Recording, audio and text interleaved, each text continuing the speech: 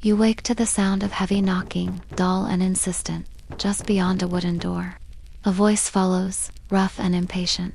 "Steward, the Lord's wine's gone. Move." A gruff voice yells through a wooden door. You blink into dimness. Cold stone walls, a tattered tapestry of a stag, a sliver of dawn light through a narrow window. The air stinks of wax and something sour, like spoiled milk. Cold stone walls close in around you. A faded tapestry with a rose sigil hangs crookedly. Wait, isn't that the Tudor rose? You think, puzzled? A sliver of dawn light creeps through a narrow window. Is this a dream? The smells are too sharp, too real. Did some psycho billionaire kidnap you for a twisted survival game in a castle he bought? No, it can't be a dream. You pinch your arm. Ouch. The sting is too vivid. Where in the world are you? Your mind races, grasping for answers in the shadows. Hello, friends. Tonight we step into the Tudor Renaissance, where a modern man finds himself awakened and trapped as a castle steward. Before you settle in, please like and subscribe if you are intrigued and want to hear more stories like this. Drop a comment and tell us where you're tuning in from, and what time it is there. It's always a delight to see where in the world you're joining us. Now, let us dim the lights and drift into this bedside journey together. But as you listen, what would you do if you woke up here a few centuries before you were actually born, with nothing but the clothes on your back? You are the steward. You count grains, candles, coins. You light fires, inspect roofs, calm nobles, settle fights, and track every salted barrel. You rise before the bell and sleep long after the last torch gutters out. The Lord doesn't ask how things get done, only that they do. You are the pulse of the household. Nothing moves without you, yet nothing stops for you. The castle breathes because you keep it breathing. You walk a fragile line, above the servants, beneath the nobles, trusted with coin, punished for mistakes, forgotten in praise. 1 hour you're balancing ledgers, the next you're chasing a spoiled shipment. Cold floors, sour wine, gossip, firewood, and mold land at your feet. They depend on you, but rarely look you in the eye. You are vital and invisible. You carry more than keys. You carry blame. Still, the castle depends on you. Without your mind, records vanish. Without your hand, tempers boil. You track candles, secrets, and silence. You know who's stealing soap, who's hiding bruises, who skipped morning mass. You serve without kneeling. You command without shouting. When things go well, they forget you. When they don't, they ask why. Tonight, we follow your path. One corridor, one secret, one breath at a time. Now that you know what you're walking into, let's begin the day the way a Tudor steward really lived it. You are now the steward of a Tudor castle in the age of the Renaissance. The Lord's wine is missing, and his temper is rising. But that is only the beginning. A castle runs on more than stone, servants, and firewood. Behind every meal, every warm bed, every candlelit feast, there is you. You are not a servant, yet not truly noble. You are the one who ties everything together. Quietly, reliably, and when something breaks, your name is the first to leave their lips. Before the sun rises, your day is already moving. You dress in cold air, light a candle, and walk the stone halls while others sleep. You check the ledgers, unlock doors, and count loaves in the pantry. You know how many eggs the hens laid. You know who left the storeroom open. You saw the maid slip a crust of bread to the boy in the stables. No one told you. You noticed because if you miss it, someone else will make sure it is remembered. The castle may sleep, but you do not. By the time the cook yells and the laundry begins its soak, you have already been at work for hours. If something smells wrong in the cellar, it falls to you. If a guest arrives early, it is your job to welcome them. You are the rhythm that keeps the house breathing. When the day runs smoothly, no one thinks of you. But when it doesn't, they ask for you by name and ask why. You carry the keys. They hang from your side, heavy with iron and responsibility. One unlocks the buttery, another the pantry, another the door to the coin chest. The steward's keys open what matters most.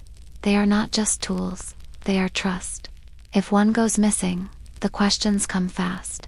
And if you ever lost them, you would not be allowed to explain. You do not just carry keys, You carry blame.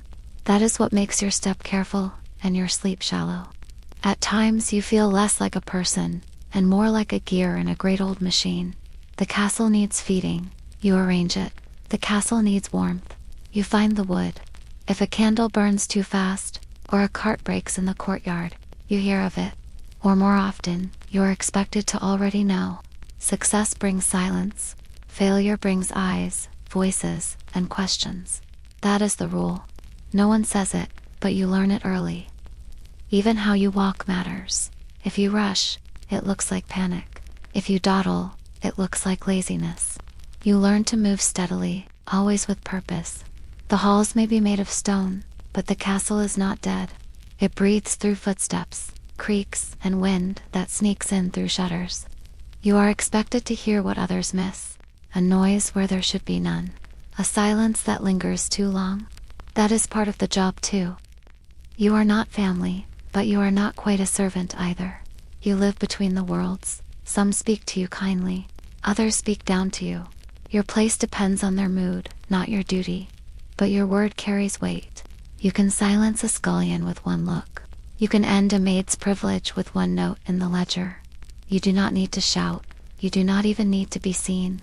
You only need to be trusted or feared. You must be able to read and write, to balance sums and recall names. Some records are written in English, others, still in Latin. A good steward knows both. The ledger tells more than what was spent. It remembers when the bread ran short. It remembers which guests demanded extra wine. It remembers who worked through illness and who disappeared on feast day. You hold the pen, but once it's written, the paper speaks, and it does not forget what you record. When someone of rank visits the castle, you are the first to prepare. You inspect the guest rooms. You ensure the tapestries are hung straight and the water for washing is fresh. If the goblets are dull or the chairs misaligned, it reflects on your name. That is how the game works. They judge the house. The house judges you. No one scolds the servant who failed to sweep. They scold the steward who let that servant go unchecked. Not all trouble comes with warning. A broken cask, a fight in the yard, a sudden visit from someone no one expected. Each problem passes through your hands. Some you fix, some you delay, others vanish with a word in the right ear. Your duty is not only to solve, it is to see what is coming. And if you fail to see it, then you must make sure no one else ever sees it either. That is the unspoken rule. Some stewards serve their masters for decades. Others last only a season. The difference is in listening. You must hear what is not said. You must watch the way a guest knows the soup, the way a maid leaves a room too fast, the way a noble frowns at the roast and speaks nothing of it. The castle speaks quietly. The best stewards listen and remember. When something breaks, they already know who did it and who must never find out. Not everyone respects you. Some nobles treat you like furniture. Others rely on you for every comfort. You cannot control what they think, only what you do. A steward who knows too much and solves too little is dangerous. But one who keeps problems small and quiet is invaluable. You become the one they trust with their care, their secrets, and their wine. So long as you do not ask for thanks, they may even remember your name. There are stories of stewards who were dismissed over small things. A guest who took offense, a bottle that went missing, a word that was overheard. That is why you check every latch before bed. That is why you remember who entered the buttery and when. That is why you speak little and sleep light. In this world, loyalty is expected, memory is demanded, but silence is what keeps you working in the same hall year after year. The steward does not simply respond, he plans. You know when storms will block the road. You know when the stores run low. You know when the woodcutter drinks too much and delivers late. If you act early, they call you lucky. If you miss once, they call you careless. You say nothing. You mark it in the ledger. You adjust the plan. You prepare twice as hard the next time. That is how you stay. That is how you last. You know the shape of this place. You have walked every hall, tested every door. You know which floorboards creak. You know which windows stick in the frost. You know how much water fills the Lord's bath. When the youngest page asks how you know so much, you do not answer. You smile, because you do not carry a map. You are the map.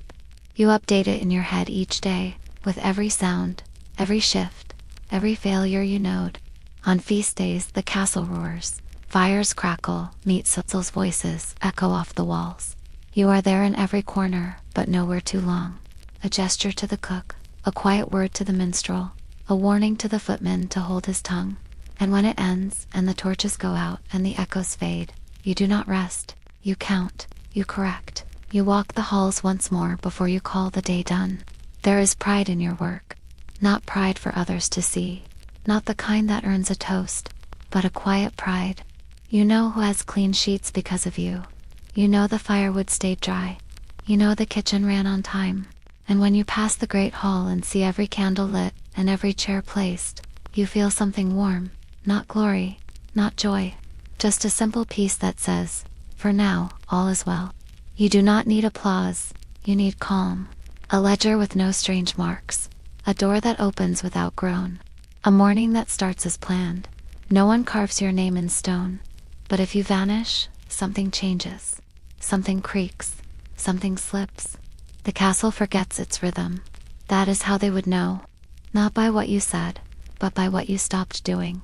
That is the steward's place. The work is invisible, the absence is not. So you rise again tomorrow, and the next day, and the one after that, not because you love it, but because it must be done.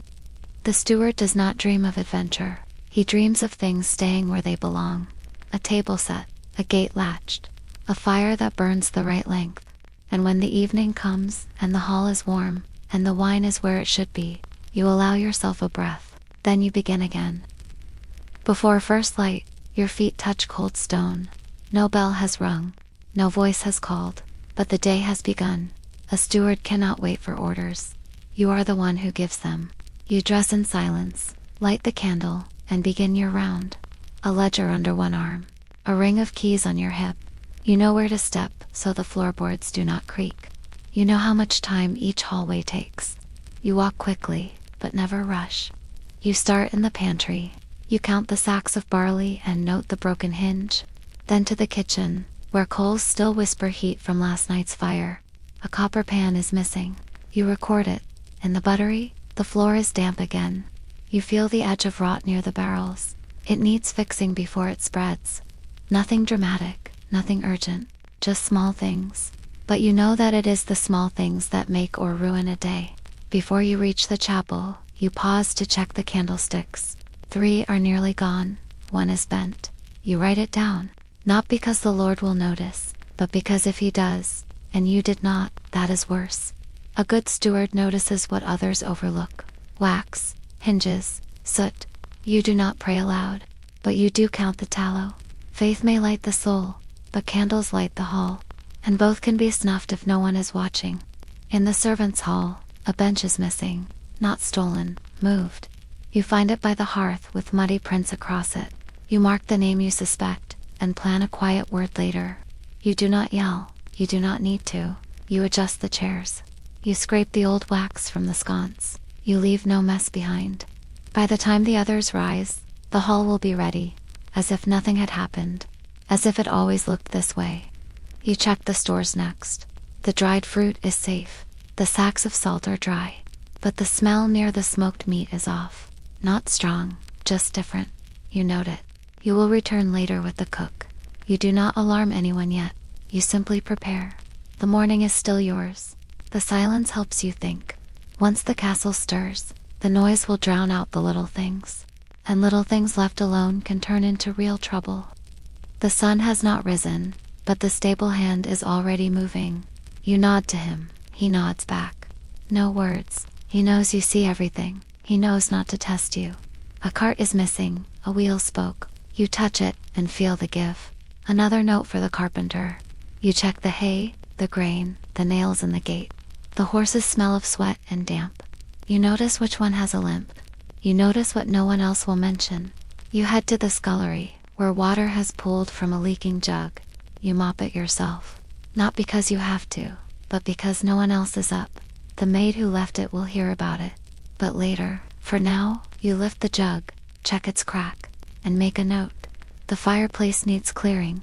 You do it without complaints. Not every task is yours, but anything undone becomes yours by morning. That is the rule. No one says it, you just learn. The kitchen fires are still dark. You open the shutters. Cold air rushes in. You check the bread dough rising near the hearth. Good. You check the bowls left to soak. Bad. Too much grease. You scrape it off with a cloth, and write down the name of the last to use them. When the cook storms in, it will be a smaller storm. That is your job too. You soften the tempers before they rise. You keep the kitchen from boiling over early. You walk back through the main corridor. The floor rushes are thinning. You make a note. The tapestries hang straight. The torch holders are full.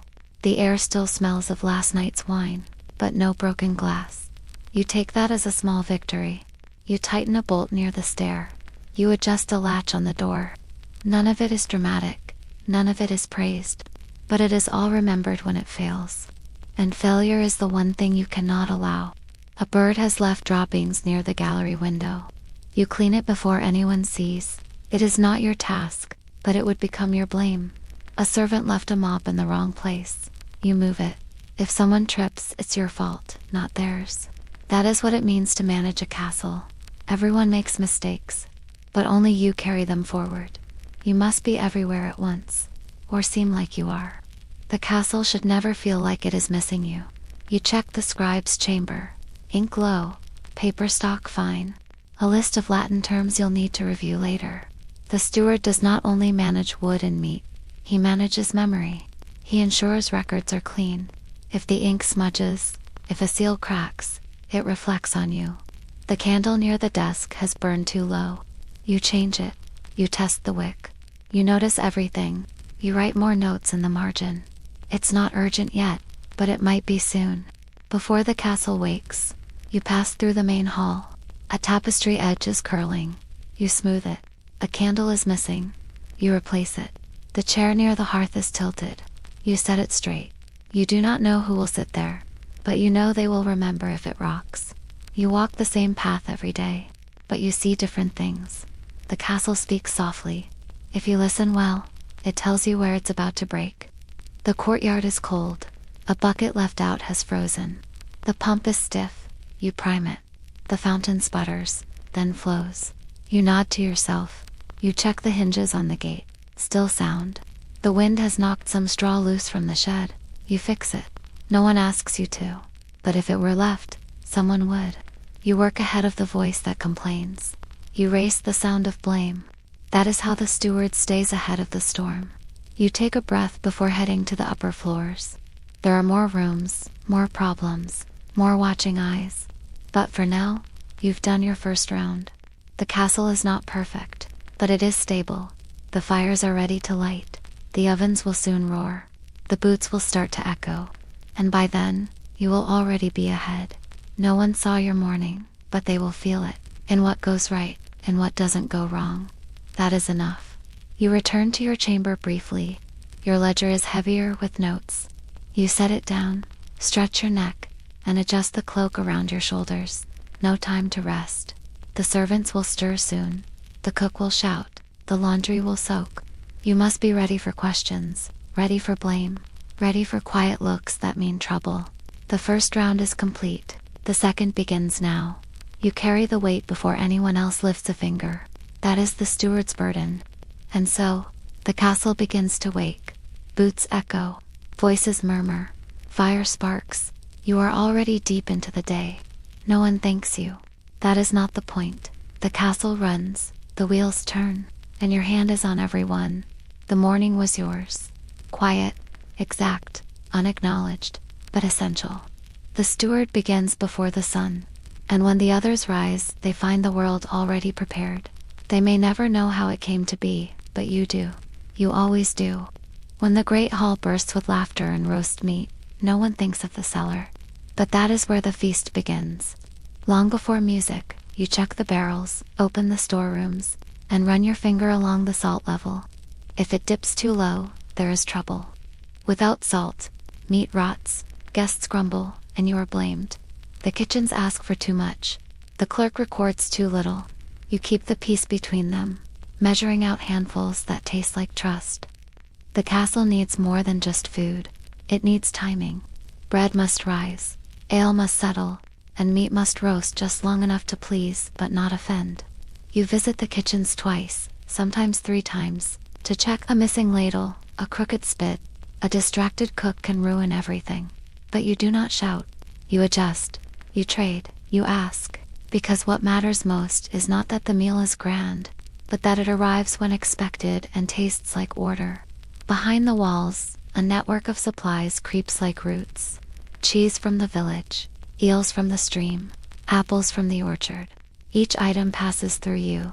Some are spoiled, some are short, some were never sent at all. You smooth it over.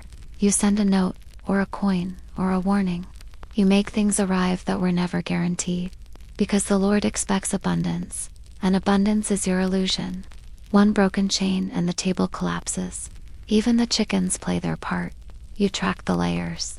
You count the eggs. You remember which hens are dependable and which ones wander.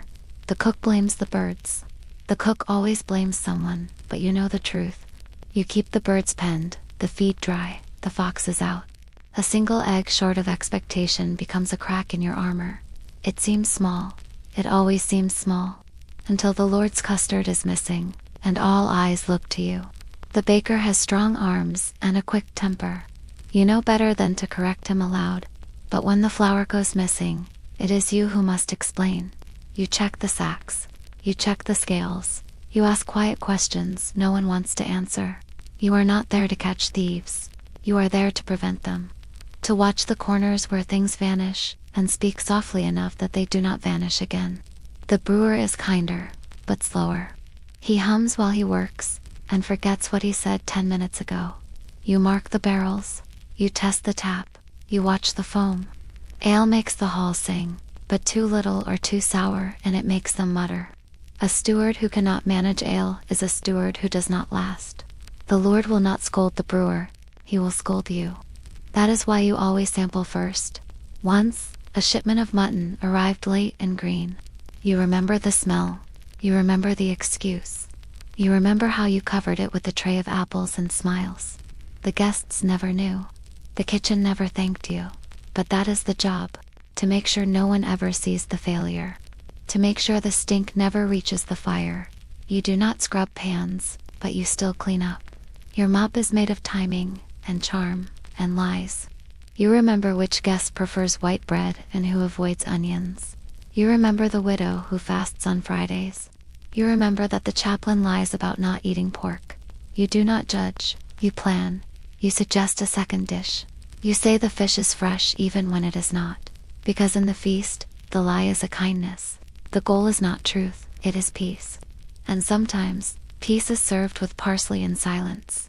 You walk past the tables before anyone arrives. You straighten goblets. You remove a chipped trencher. You fix a wobble with a folded scrap.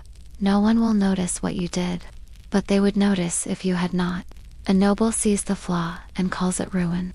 So you adjust. You prevent the ruin before it has a name. That is how the steward wins, not by praise, but by erasing all cause for complaint before it forms. The fire must burn long enough, but not too hot. You check the wood. You check the draft. You watch the cooks argue, and let them, knowing that peace too early spoils the flavor. Some things must boil over before they calm. You are not afraid of heat. You are afraid of silence. Silence means delay, or sulking, or worse, a ruined joint. So you feed the flames and keep the pots loud. There are knives you never touch. Blades used only for the Lord's meat, polished and placed in a velvet roll. If one goes missing, the whole feast pauses. You count them each morning. You clean them yourself when the cook forgets. Not because it is your job, because it would be your fault. That is how the steward survives. By touching what no one else sees and noticing what everyone else forgets. On feast day, the air turns sharp with smells. Rosemary smoke, drippings on the hearthstone. You know the scent of timing. Too much garlic, and the lady's stomach turns. Not enough salt, and the Lord frowns at his haunch. The cook tastes, the steward watches. You know what is missing by their faces. You know when to nod and when to ask if perhaps the venison needs a touch more sage. There is a rhythm to service, a plate in each hand, a bow at the right time, a jug that never drips. You do not train the servers, but they learn from your look. One nod from you, and they slow their step. One twitch, and they speed up. You are the baton in an invisible orchestra, and the tune must never falter. When it does, you do not scold. You simply raise an eyebrow, and the whole tempo returns. You count each trencher as it leaves. You count them again as they return. You watch which guests eat quickly, and which ones only toy with the meat. You watch the discarded fat, the emptied gravy, the crusts that remain. These are not scraps, they are signs. If the food is wrong, it is not the cook who answers. It is you. That is why you note even the leftovers, and why you are the last to eat. And when it ends, and the guests lean back with flushed cheeks and loose belts, you do not sit. You thank them, you smile. You open a window to let the smoke out. You bow at the right names and murmur the right words. Because the feast is not finished when the food is gone. It ends when the last face has smiled. It ends when they forget there was ever a chance for anything to go wrong. Only then do you go below. You walk the storerooms. You check the records. You talk to the boy who burned his hand. You leave out a roll for the scullery maid who missed supper. You nod to the brewer, asleep beside a barrel. You wipe a drip. You fold a cloth. And as the castle sighs and cools and turns toward sleep, you turn toward tomorrow. Because beneath every feast is another one already forming, and you are already late.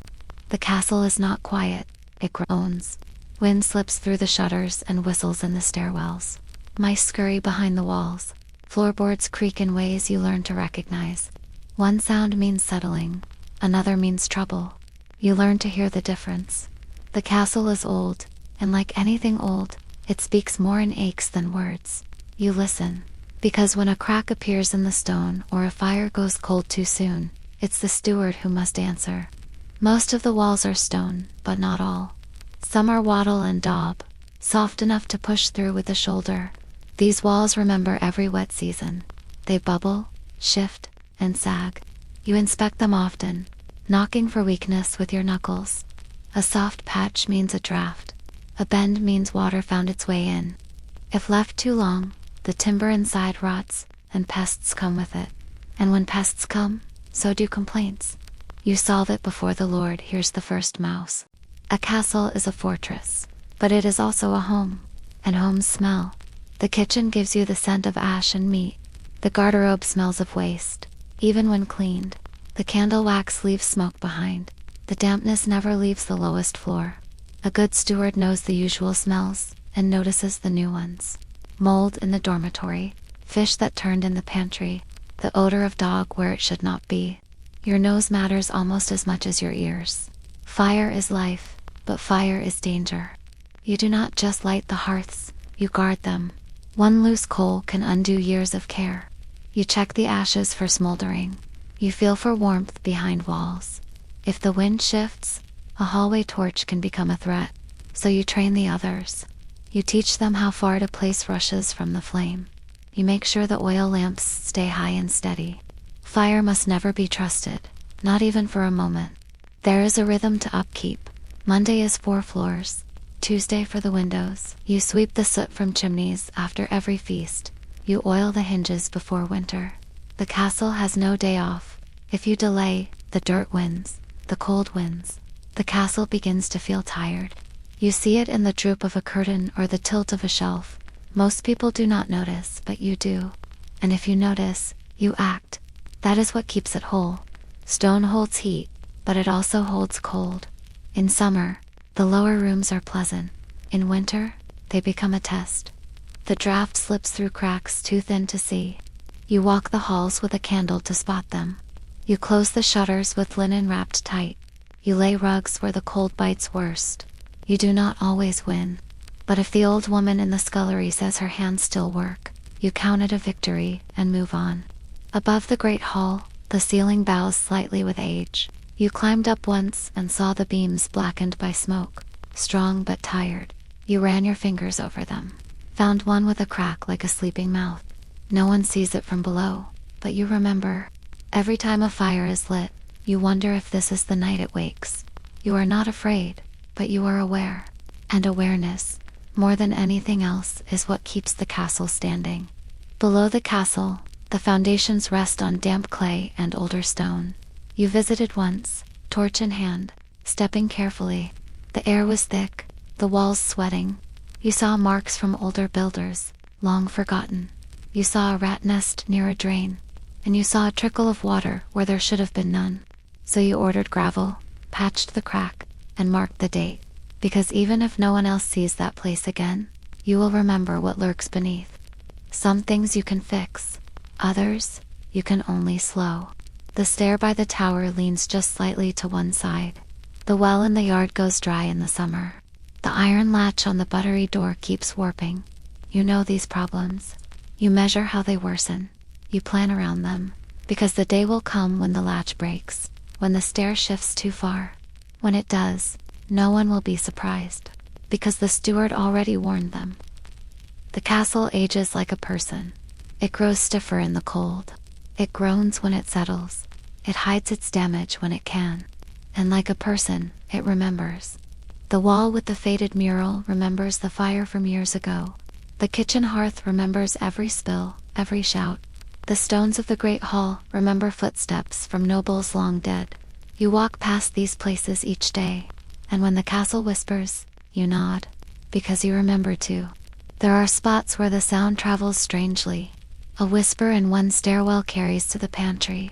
A knock in the chapel echoes near the Lord's room. You know these places. You use them. A quiet word passed through stone can reach where feet cannot. You have warned a cook this way. You have dismissed a boy sneaking wine. You have whispered to yourself in a place where you thought no one could hear and learned later someone had. When the wind howls, some say it is just air through cracks. Others say the dead speak. You do not argue, you only listen. You know which shriek comes from the eaves, and which from a loose shutter. You know which groan is a timber settling and which is not. And when you hear something new, something you cannot place, you do not speak of it. You only light a candle and check each door again. That is how stewards sleep at night. Sometimes, the Lord walks the halls in silence. You hear his steps and do not greet him. You only wait. A man who walks alone past midnight carries thoughts not meant for you. But you still listen. His tread is heavier than last week. His pause before the chapel longer. When he returns to his chambers, you count the steps. You note the time, not out of spying, but because if the walls fall, it will not be without warning. Guests see the banners and the tapestries. They smell the bread. They hear the music. They do not hear the mice, or smell the mildew, or feel the draft that slips behind a curtain. That is your role, to make what is fragile seem firm, to make what is aging seem timeless. You patch what you must. You polish what you can. You make it seem whole. And if it ever fails, you make sure it fails quietly. You have walked this castle for so long, it knows your weight. The floorboards do not creak for you. The dogs do not bark. The shadows do not stir. It is as if the castle accepts you, as if it lets you pass. You do not speak of this, but sometimes, when you rest your hand on the banister or step through a narrow arch, you feel a warmth, not from the stone, but from something that remembers you, and perhaps forgives. So you stay, not because you must, not because you are told, but because someone should. Because places like this deserve to be remembered and kept and known. Because you have seen what time can do to stone. Because you are not just keeping a castle standing, you are keeping its story alive. One cracked wall, one loose tile, one forgotten chamber at a time. And when your watch ends, if no one thanks you, that is fine. The castle will know. Your tunic is rough against your skin, the linen stiff from drying near the fire. It is undyed practical, and patched more than once. You dress quietly, binding the belt at your waist and checking the seams for wear.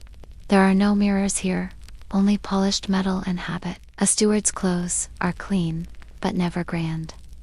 New velvet, new silk, new embroidery, just honest cloth for hard work. You learn to move without creasing, to kneel without tearing, and to walk as if no one should notice. The nobility glide past you in gowns that shine like oil in torchlight, brocades, pearls, crimson wool. Their garments speak before they do. You know how much each thread costs. You signed for the import. You logged the tailor's bill. You stored the mothballs. The steward's place is beside luxury, not inside it. When a sleeve snags or a clasp is lost, you fetch the mender. When blood stains a hem, you find someone to scrub. You touch wealth without ever owning it, and that is the quiet burden. Laundry is your quiet war. Linen soaks in wooden tubs behind the kitchens, stirred with lye until the steam burns your eyes. The women scrub until their knuckles split, then hang shirts like pale flags on hedgerow lines. You count everything. Shifts, stockings, napkins. You must know where each piece belongs. Some stains never come out. Some smells cling. But when a tunic returns clean and folded, it feels like a small victory earned in silence. Clothes do not clean themselves, and the castle is never still. If it rains, the laundry must wait. If the wind rises, sheets are lost to the fields. You are the one who finds them. You chase loose linens through mud and under hedges. You smooth them, fold them, return them. Not because it is beneath you, but because no one else will. A good steward does what must be done, even when no one sees. Especially then. Quiet tasks still hold the weight of command. You learn the rhythm of cloth. Undress the Lord's chamber, and you know if he woke angry. Count how many shirts he wore this week, and you know if he's drinking too much. A steward sees the body through its garments. You note when breeches strain at the waist. You notice when a nobleman orders gloves in summer. Nothing is just fabric. It is record. It is signal. And once you see the pattern, you never stop. Clean or soiled, a sleeve tells 100 truths. You keep 2 pairs of shoes. One you wear until the sole splits. Then you switch to the other. Nobles wear boots so polished they blind candlelight, but yours are stiff, cracked, and stink of lard. They squeak when damp, and rub your toes raw. You learn to stuff them with straw, to oil the leather with tallow. Some days you envy the barefoot stable boy, but you know your place is seen through boots. If they are worn thin but shined, it means you are doing well. The castle smells like people, sweat, lye, ash, and wool. Even clean clothes hold the echo of labor. You carry it with you. The Lord's bed may have perfumed sheets, but the straw mattress underneath smells like damp bark. Your own bedding is coarse, your tunic often reused. No one has enough linen. No one has enough time. You plan rotations like battle movements. What dries today is worn tomorrow. And if the fires go out early, the whole hall will wake in cold, wet sleeves. You have no spare time, but you make time for mending. A steward's cloak may be plain, but it must not tear. You carry a sewing kit beside your ledger. Waxed thread, bone needle, stiff thimble. You patch in corners, behind doors, at the edge of firelight. You fix holes before others can see them. Some repairs last weeks, some fail by dawn, but every stitch is a choice. Either you present yourself as reliable, or you show the cracks.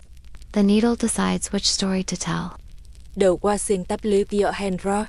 You know who try to cheat the light by adding more water. You can smell it in the lot. You test the heat with your wrist so the acid by hand. And scrap until the ring of the lawless are faded. You check how long it takes for rotor.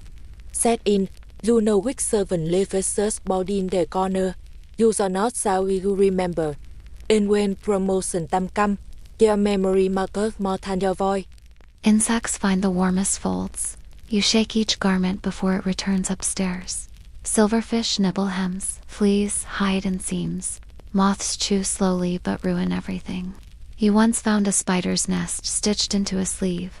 Now, you keep sprigs of lavender between linens. You dust every crevice, inspect every edge. You cannot stop the pests, only slow them. And when you find a louse in a noble's cloak, you blame no one. You burn the garment. You apologize. You tighten laundry rules again. Some days, the air feels heavy with grease. The kitchens belch smoke. The laundress sighs over a wine stain. The tailor arrives late and drunk. You press your palms to your tunic, feel the tension there, and keep moving. You cannot show weariness. If your sleeves are wrinkled, someone will notice. If your voice cracks, someone will question your control. You are wrapped in duty like fabric. And no matter how many layers you wear, none of them can truly keep the weight from seeping in. Each noble has a signature scent: musk, rose water, or simply wood smoke from sitting too long by the fire. You catalog them in your mind. If a noble's cloak smells of another's perfume, you notice. If the laundry returns with a different aroma, you ask who changed the soap. Your world is full of invisible clues, carried in cotton and wool. You do not chase gossip, but cloth speaks, and you listen. A steward does not need to eavesdrop. He only needs to handle the laundry. There are no wardrobes like you know from stories. Just chests, pegs, and trunks. Damp stone spoils even the best fold. You plan which garments to air out and when. You shift storage between floors, chasing dry corners. You count mice traps as often as you count tunics. Once, a coat froze solid near a window. Another time, a moth swarm ruined every veil in a single chest. You keep records of it all. Fabric is wealth. If you lose it, the punishment is swift and cold. When you kneel beside the hearth to warm your hands, your sleeves darken with soot. You do not clean them yet. You wait until the rest of your work is done. That is the way of a steward, not spotless, but steady. You wipe, you dust, you sweat, and you wait. You are the last to wash, the last to rest. A fine coat means nothing if your work is unfinished. You would rather wear a stained tunic with pride than silk robes bought by laziness.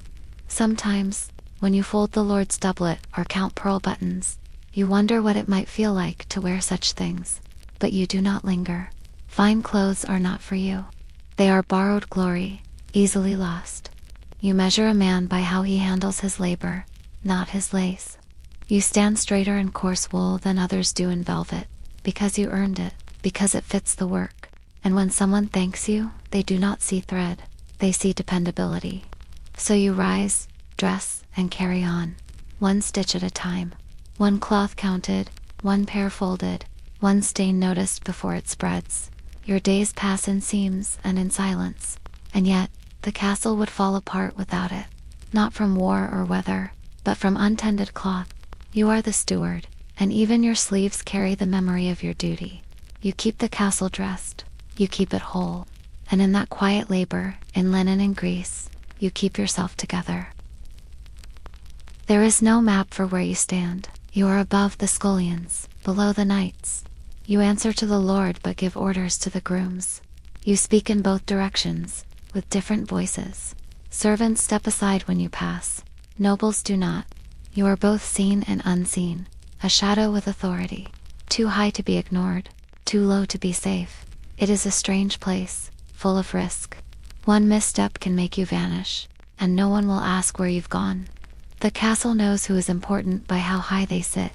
You are near the salt, but never above it. The long table stretches like a ladder, and you remain halfway up. You hear whispers from both ends. You translate between the hungry and the powerful. When the Lord is in a mood, everyone waits to see how you react. You must stay calm. You must remain useful. That is your defense. Not title, not land, not blood, only value. And that value must be proven daily. The noble's gaze is a blade. You feel it before they speak. Sometimes it cuts cold. Sometimes it tests your edge. They expect you to obey, but also to think. They demand answers before you know the questions. When they shout, you must not flinch. When they jest, you must smile without laughter. A steward must read moods like shifting weather. Storms pass, praise fades. But if you fail in front of them, even once, it sticks like wax on old parchment. You learn quickly exactly where not to stand.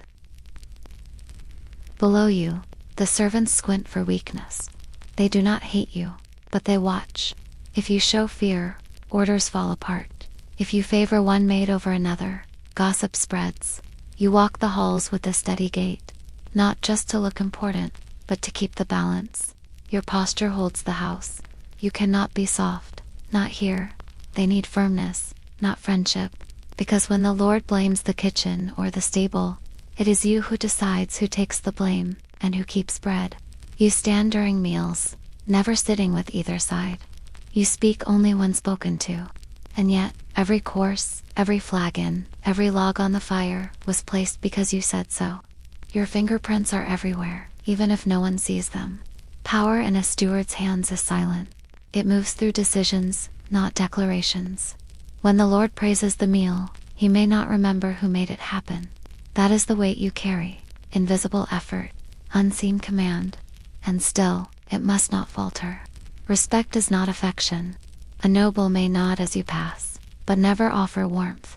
You are a tool, sharp and kept close, but tools wear down. And when a noble grows tired of your presence, you feel it. Doors close faster. Instructions come colder. You notice you prepare, because you have seen stewards vanish, not with cause, just with quiet.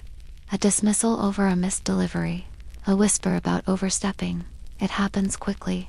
And when it does, there are no second chances. Only silence. You do not speak your full thoughts, not to the cook, not to the chaplain, not even to the Lord. You measure your words like coin. Too much, and you invite offense. Too little, and you seem withholding. You learn which truths to share, and which to bury beneath politeness. You agree without nodding. You disagree with silence. Because if your opinions rise too high, they are no longer yours. They become threats. And a steward with ambition is watched more closely than one who simply obeys. There is danger in being helpful. Nobles may lean on you, draw you close, praise your foresight. But too much usefulness feels like rising smoke. Sooner or later, someone tries to snuff it out. You know the signs. A glance too long. A question repeated. You are not the only one watching. There are others who want your place. Others who whisper behind velvet drapes. You must walk a narrow road. Just clever enough to be needed. Just quiet enough to be safe. And always listening. Even among servants, you are not one of them. They speak freely until you enter, then bow their heads. They invite each other to drink, but not you. You are close enough to smell their sweat, but too far to share their jokes. And you accept it, because you chose the middle. You chose steadiness over ease. Familiarity would dull your edge. So you carry your solitude like a cloak. Not out of pride, but necessity. The steward is alone, and that is what keeps him standing. Sometimes, you hear laughter behind closed doors. You see candles burning past midnight, and know not to ask. You pass nobility in hushed conversation, and pretend not to notice the papers in hand. These are not your matters. But they may become yours if they go wrong. That is your place. Not in power, but near enough to catch its fall. You do not seek scandal, but you prepare for it. Because when something shatters, they look for someone steady, and your steadiness becomes their shield. The Lord's children watch you with quiet eyes. They mimic your tone, your pace, your stillness. You are not their tutor, but you teach by being present. They learn who you bow to, and who bows to you. One day, they may sit at the head of the hall, and they will remember the steward who never raised his voice, who remembered every name, and who stood straight when others bent. You are part of their world, not family, not servant. A shape they learn to echo. There are places in the castle you enter only with permission. The solar, the treasury, the lady's chamber. Yet sometimes, you must go in without asking. When something spills, when something breaks, you knock first. You speak softly. You step lightly, because every room above you holds risk, not just of error, but of accusation. One wrong word, and your presence becomes intrusion. You must be right before you act. And once the task is done, you must become invisible. That is how you survive. There are lines you never cross. You do not borrow. You do not touch the wine meant for the Lord. You do not wear what was not given. The rules are not written, but everyone knows them. And if you forget, someone will remind you. You have seen a boy whipped for pocketing a candle. You have seen a woman dismissed for wearing a lady's cast-off shoes. You remind yourself that trust is not ownership, that access is not invitation, that duty is not indulgence. At times, you are asked to lie, to say the guest arrived on time, when they did not, to say the Lord is resting, when he rages behind a door. You do not enjoy it, but you do it. Not for deception, but for peace. The castle runs on quiet. Not all truths are helpful. Some truths tip the scale, so you weigh every sentence. You choose which facts serve order, because if the house holds together, no one asks how it was done, only that it was. You once thought honor came with armor, that courage wore a crest, but here, it comes dressed in linen, with ink-stained fingers and tired knees. You do not draw swords. You draw lines in sand, in schedules, in silence. You manage tempers, supplies, rumors, all while keeping your own balance. The Lord may never thank you. The servants may never trust you. But when things stay quiet, when the wheels turn, you know you have done your part. That is the steward's armor. Worn, but holding fast. So you walk between worlds, not above, not below, just steady, just present. You are the spoke in the wheel, the bridge no one names. You do not dine with the nobles, nor laugh with the maids. But when something is missing, they call for you. When something breaks, you are the one to fix it. You are not a lord, not a servant. You are the steward. And though no one may raise a toast in your name, the castle stands because you are there. You do not rule alone. A castle breathes through its people, and you are the one who keeps them in rhythm. Cooks rise before the sun. Grooms check hoofs and hay. Maids scrub the stairwells while the air is still cold. You see all of it. You speak their names, track their duties, and keep them from stepping on each other's tasks. They may not answer to the same God or share the same tongue, but in the steward they share purpose. And that purpose begins with order. You keep the lists in your head. Who takes the chamber pots, who milks the goats, who turns the spit, and who keeps the salt dry. If someone falls sick, you shift the burden. If a task is done too quickly, you ask why. The rhythm matters. One late cook throws off the midday meal. One careless page stains a noble's sleeve. You adjust without complaint. Because if the staff fails, the castle fails, and no one blames the scullion. They blame the steward who wasn't watching. You know each voice, each limp, each habit. You notice when the dairymaid starts singing again. You notice when the stable boy's boots are too quiet. You do not need to ask. You walk, you listen, you remember. A steward does not manage with volume. You manage with presence. Your footsteps carry meaning. When you enter the kitchen, hands work faster. When you pause in the hall, jokes die in the throat. You do not need to shout, you only need to be there, steady as breath. Discipline comes quietly. You do not beat. You do not raise your hand. You raise your eyebrow. You lower a name on the rota. You deny a portion of honey. You delay a day off. These are your tools. You punish with structure, not pain. If someone steals, you report it. If someone lies, you let them see you watching. Reputation spreads faster than orders. One well-placed silence can mend a household better than a whip. You do not need fear. You only need consistency. There is always gossip. You do not chase it, but you cannot ignore it. A whispered name, a servant who slips into a chamber too often, a love letter folded in a flour sack. You collect such things without seeming to, not to spy, to prepare, because a storm in the servants' hall will find its way to the Lord's ears eventually. If you can smooth it first, you do. If not, you ensure it breaks gently. That is the steward's way, guiding chaos into silence. The maids move in groups, whispering behind baskets. The grooms grumble near the stables, boots caked with muck. The scullions hum when no one watches. They are not a single mass. They are people, woven together by friction and routine. Some have known each other since birth. Others arrived last week. You balance this. You place the shy one beside the talker. You keep feuds apart without admitting you noticed. The castle breathes more easily when servants don't bare their teeth at one another. You guard their secrets, though they do not know it. The kitchen girl who cries near the well. The footman who limps after harvest. You notice you do not always act, but you never forget. Because when the time comes when someone must be trusted with a key, or left in charge for a night too, remember who held their post without complaint. You reward loyalty quietly. A shift swapped, a second helping, a few extra minutes of warmth by the fire, and with that, the house stays whole. Sometimes you must intervene. A shout in the corridor, a scuffle by the grain sacks, a rumor that could ruin a girl's name. You do not yell, you appear, and that is often enough. Your presence pulls the threads taut. When you speak, it is low. When you act, it is final. You do not chase justice. You preserve function. Harmony is your currency. Peace is your prize. Not everyone must like each other, but they must work together. And it is your voice that makes it so.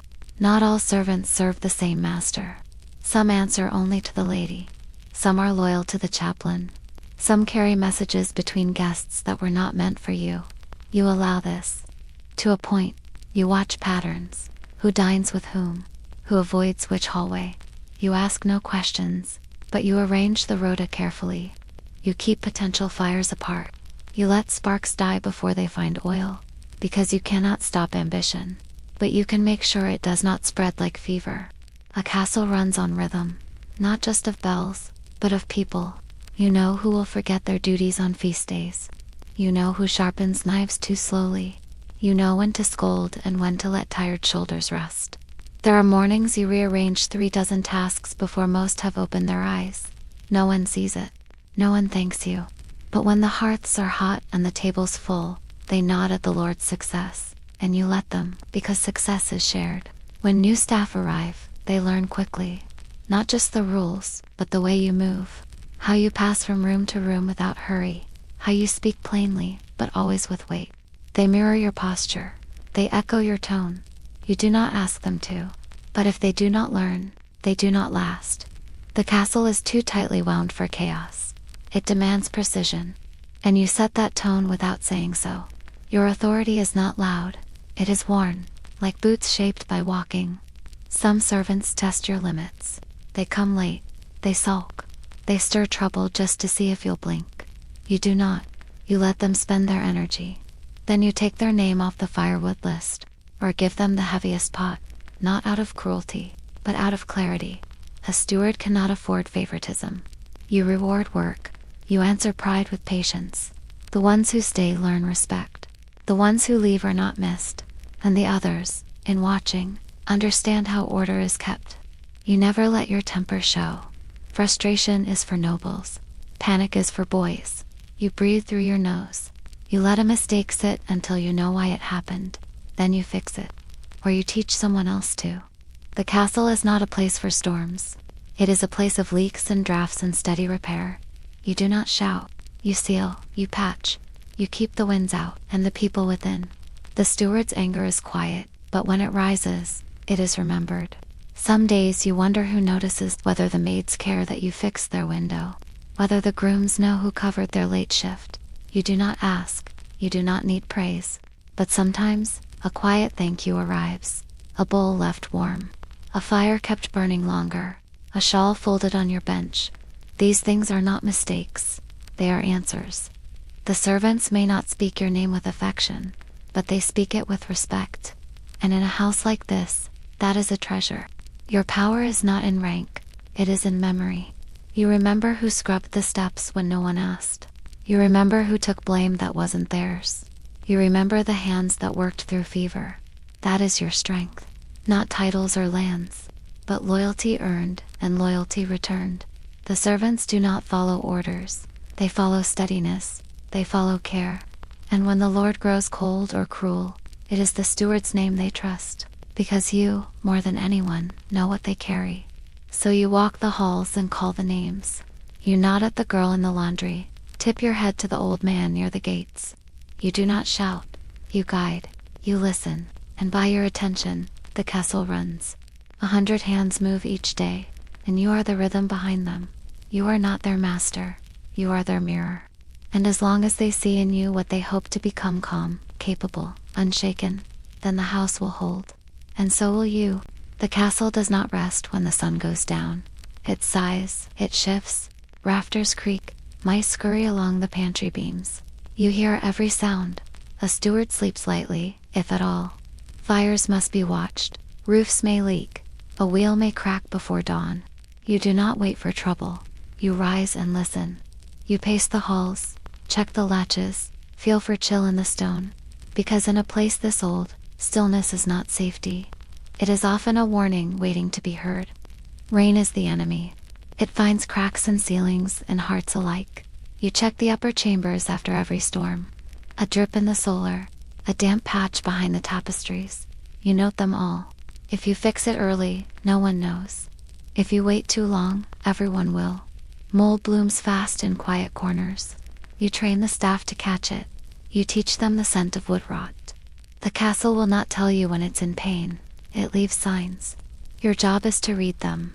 Some nights, it is the wind. It slips through shutters, howls in empty stairwells, groans like the past itself. The servants whisper of ghosts. You do not laugh, but you do not fan the fear either. Instead, you walk. You open the doors. You rattle the latches. You show them it is wood and weather, not spirits. Because fear makes people careless, and carelessness leads to fire. A steward does not chase shadows. You name the wind for what it is, and that, often, is enough to quiet it. The hearth must never go cold. You assign a rotation to keep it alive through the night. Ash must be cleared, coals banked, wood split. You check the logs yourself. Damp wood brings smoke. Smoke brings coughing. Coughing brings complaints. The warmth of the great hall is your responsibility. Even when you sleep, you dream of flame. You've learned to wake when it dims, because nothing sours a noble's mood faster than waking to a cold room. Fire is not just comfort. It is the first line of order. Repairs do not wait for sunlight. A hinge snaps. A cart breaks. A lock sticks. You keep a mental list of every weak board and stubborn door. Some you patch yourself. Others you assign before dawn. A steward does not leave problems to stew. You solve them in the quiet hours, before complaint can take root. A good morning begins with an unnoticed night. No one thanks you when the latch holds, but if it fails, you will hear of it. So you oil, you mend, you stay ahead. The storerooms never truly sleep. Grain settles, barrels swell, rats test the edges. You walk the aisles with a lantern, listening. You tap the casks for leaks. You check the corners for droppings. A mouse today means a flood tomorrow. You set traps. You leave notes. You shift sacks so the air moves through. Spoilage starts in silence. You've learned to smell it before it shows. A steward is not above bending low. You must know your stores like you know your staff. By sound, by smell, by memory. Sometimes it is illness. A child coughing in the night. A maid pale at supper. You notice, you ask quietly. You keep a pot of thyme and vinegar ready near the fire. You change the linens. You speak with the cook. Plague is a word no one says until it is too late. But you prepare, you isolate, you clean what others ignore. And if a fever breaks, you act faster than fear. Because fear spreads faster than any illness. A steady steward can stop a sickness before it becomes a story. Seasons shift silently, but you must move ahead of them. You inventory cloaks before the frost. You seal the shutters before the gales. You store candles before the nights grow long. A castle does not announce its needs. It waits. And when its bones begin to ache, you must already be ready. You place wool at the door cracks. You remind the staff to salt the steps. It is thankless early work, but it saves lives, and it keeps the Lord's complaints to a minimum, which is almost the same. The animal sense change before you do. A restless dog, a horse that refuses water. You pay attention, because sometimes they know before people do. Storms, bad news, death. The castle is full of messages, most without words. A steward learns their language. You read moods like ledgers. Track footsteps like ink trails. Smell the shift in air before it rains. You are not superstitious, but you are observant. Observation is your best defense. Your job is to see before anyone else does. Sometimes it is not the castle that breaks. It is the people inside it. A servant weeps in the garden. A cook throws down a ladle too hard. You do not scold at once. You wait. You observe. You offer small grace, a break, a short shift. You write it down, but say nothing because you know the weight they carry. And if the whole house leans too hard on one shoulder, it will give you a not only steward of stone and wood. You are steward of flesh and spirit. Disaster does not announce itself with trumpets. It begins with a stain on the ceiling, a smell in the hall, a sound where there should be silence. You follow these signs with care. Not all problems arrive loud. Most creep in, and your job is to meet them before they grow teeth. A steward is a listener first, a watcher. You notice what others dismiss, and that noticing becomes protection. Not just for the Lord, but for all who sleep under the same roof. You are the night's first answer. You learn which problems can wait, and which must not. A missing candlestick can rest till morning. A leaking cask cannot. Judgment is your daily test. You triage the castle in your mind, every hour. What burns now? What smolders? What can be cooled with time? No one sees you running, so they think you never do. But the truth is, you run often, only faster than the fire. And if you succeed, it looks like nothing happened at all. That is the mark of good work in this place. You walk the halls with a lantern and a ledger. The light keeps the dark away. The ledger keeps your thoughts in order. You do not rely on memory alone. You write what broke, what held, what needs looking at come morning. It is a living record, not just of things, but of choices. A good steward documents the quiet hours, because when something is missed, the ledger speaks. It is your second voice. And when the Lord asks why a hinge failed, the answer is already written. Sometimes, you wish you could sleep like the rest, to let go, to drift. But even in bed, your ears stay sharp. You hear the creak near the buttery. You notice the absence of the bell. You rise without complaint, because the castle gave you its trust. And trust is not a gift, it is a task. You carry that weight into every corridor, into every moment when all others dream. And in the hush of the night, with your cloak wrapped tight, you remind it, I am still here. You are not alone in this watch, though it feels like it. The old walls remember every steward who walked before you. You feel them in the grain of the banisters, in the grooves worn by careful hands. You take comfort in that. You are not the first. You will not be the last. But tonight is yours. This hour is yours. And though no one sees it, though no one wakes to thank you, the castle breathes because you do. And that, more than anything, is what keeps you walking. So you walk one more round, one more check of the doors, one more feel of the hearth. You listen, not for trouble, but for peace. And when you find it, you let yourself breathe. The castle does not sleep, but it rests easier when you are near.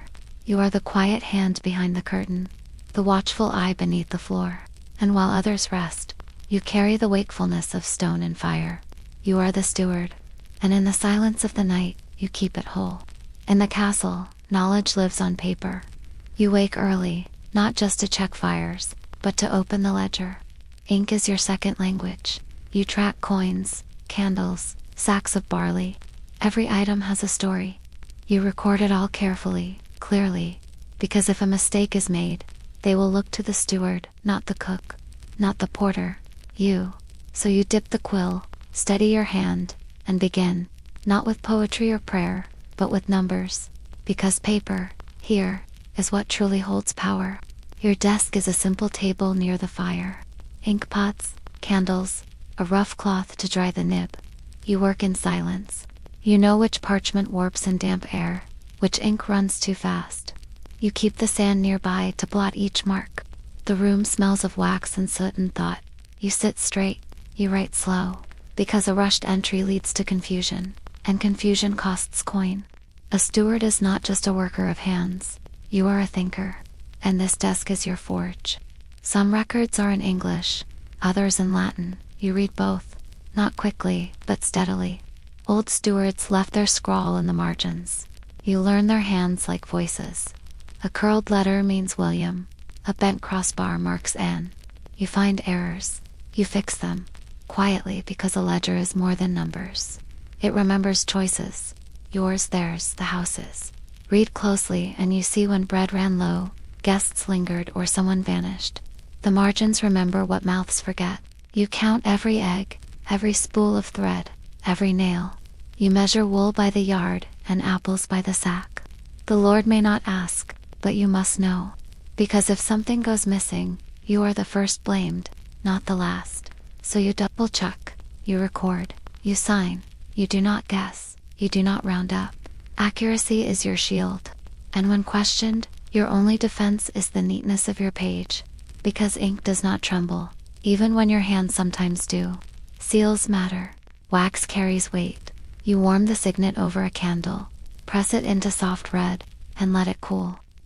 One wrong stamp means the wrong person gets paid, or worse, not paid at all.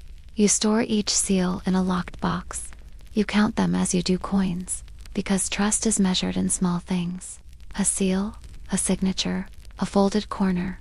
The Lord signs what you prepare. But if you err, it is your name whispered first, so you press carefully, always carefully. The books do not sleep. Even at night you wake, remembering a number you forgot. You rise, light a candle, and check. Just to be sure, because numbers do not forgive, they reflect, they expose. If the barley falls short or the wine is gone too soon, you must explain, so you count again. You whisper tallies to yourself, and in the stillness, the pages calm you. They remind you that order exists, that in a world of nobles and servants, ink may be the only honest thing. Mistakes are rare, but they happen. A page smudged, a wrong total. You fix them before others notice. That is the trick. Never let a noble find the error. You blot it clean. You copy a new sheet. You burn the old one if needed. Because the cost of error is not just coin, it is doubt. And once the Lord doubts your hand, every page you write becomes suspect. So you are not just writing records, you are writing trust. And every line is a step on that rope. Not all papers live at your desk. Some are hidden, behind stone panels, beneath false bottoms. Letters that should not be seen, names that must not be spoken. You keep them safe, not because you enjoy secrets, but because some truths carry danger. And if they fall into the wrong hands, they burn more than just parchment. A steward is not just a keeper of things. You are a vault, and the moment you forget that, the house begins to crack. Paper cuts both ways. You carry it carefully. Once a month, you review everything. You light extra candles, sharpen to quills, clear the table and begin. Page by page, sack by sack. You tally the stores, compare the figures, test the ink. You speak no words, only numbers. This ritual grounds you. While others feast or sleep, you reckon, you catch patterns. Predict shortages, prevent famine. The Lord may never see these sessions, but he sees the result. A well-stocked pantry, a calm winter, a house that does not crumble in silence. You learn the Lord's signature like a prayer. The angle, the slant, the pressure. You spot a forgery without trying. You teach the clerk to do the same, because the seal is not enough. It must match. Nobles squabble, letters go missing. A wrong name sparks suspicion. Your job is to see through ink to intent, to spot where a word was added, where a hand trembled, and when doubt arises, you decide, not aloud, but with a quiet note in the margin. A steward's word carries weight. The court sends papers too. Notices, demands, new taxes. You open them first. You skim the Latin, you take notes, and then you explain it to the Lord, clearly, calmly. You let him rage if he must. You listen, then you show what must be done, because ink from the crown carries teeth, and a missed deadline bites hard. You never miss one. You answer with sealed replies, signed, dated, stamped. Your desk is the castle's tongue, and if you speak poorly, the whole house will pay for it. You remember not just numbers, but patterns. When does the carpenter overcharge? When does the baker short his flour? Who always pays late? Who never complains when prices rise? You track people as much as product, because every coin leaves a trail, and that trail leads to character. The Lord may not notice, but you do, and you adjust, quietly, consistently, because a steward who cannot read a man's habits is half blind. Paper tells you more than a tongue ever could. If you learn how to read it, the clerk watches you, young, eager, ink on his chin. You do not scold, you show. You explain why the columns must align, why the sand must settle before folding. He will make errors. You let him, you correct him, because one day someone must take your place. And better he learn now, in the quiet, than later, in crisis. A steward is not eternal, but your methods can beat your notes, your ledgers, your careful hand. These are your legacy, and one day, they will carry someone else. You keep backup copies. You bind them yourself. You store them in oiled cloth. You mark the dates in code only you understand. Fire is always a threat. Water too. Rats. Theft. You plan for all of it, because information is fragile, and when it's gone, it cannot be replaced. A house without records is a house without memory, and memory is what steadies the present. So you protect the paper, with locks, with ink, with vigilance, not for pride, but so the house never forgets what it owes. Sometimes, you wonder if anyone sees the burnt fingers, the late hours, the candle stubs. They see clean tables, full stores, paid staff, but not the sums behind it, not the pages. And that is fine. That is your duty, to make it look smooth. But still, when a noble praises the wine or the candles burn evenly through the night, you smile, because you know, because the ink dried just in time. And in that small, silent moment, paper becomes power. And the steward, for a breath, stands taller. So you sit, once more at your table. You open the ledger. You light the flame. You dip the quill. Around you, the castle moves. But here, in this corner, is control. Here is clarity. The world may argue, it may shout, but paper does not lie, it waits. And when you finish the day's tally, when you close the book and seal the note, you feel the weight of your labor settle into order. You are the steward, and in ink and ash, you keep the house whole. You are not a judge, but you are the first to be told when something goes wrong. A broken stool, a stolen egg, a cut finger that was not quite an accident. The Lord does not handle such things. You do. You listen. You sort. You decide what to pass up and what to settle quietly. Because not every fault is a crime, and not every apology is enough. You weigh the person, the moment, the damage, and then you act carefully, calmly, because punishment once given cannot be taken back. Some crimes are simple, a theft, a lie, a fight.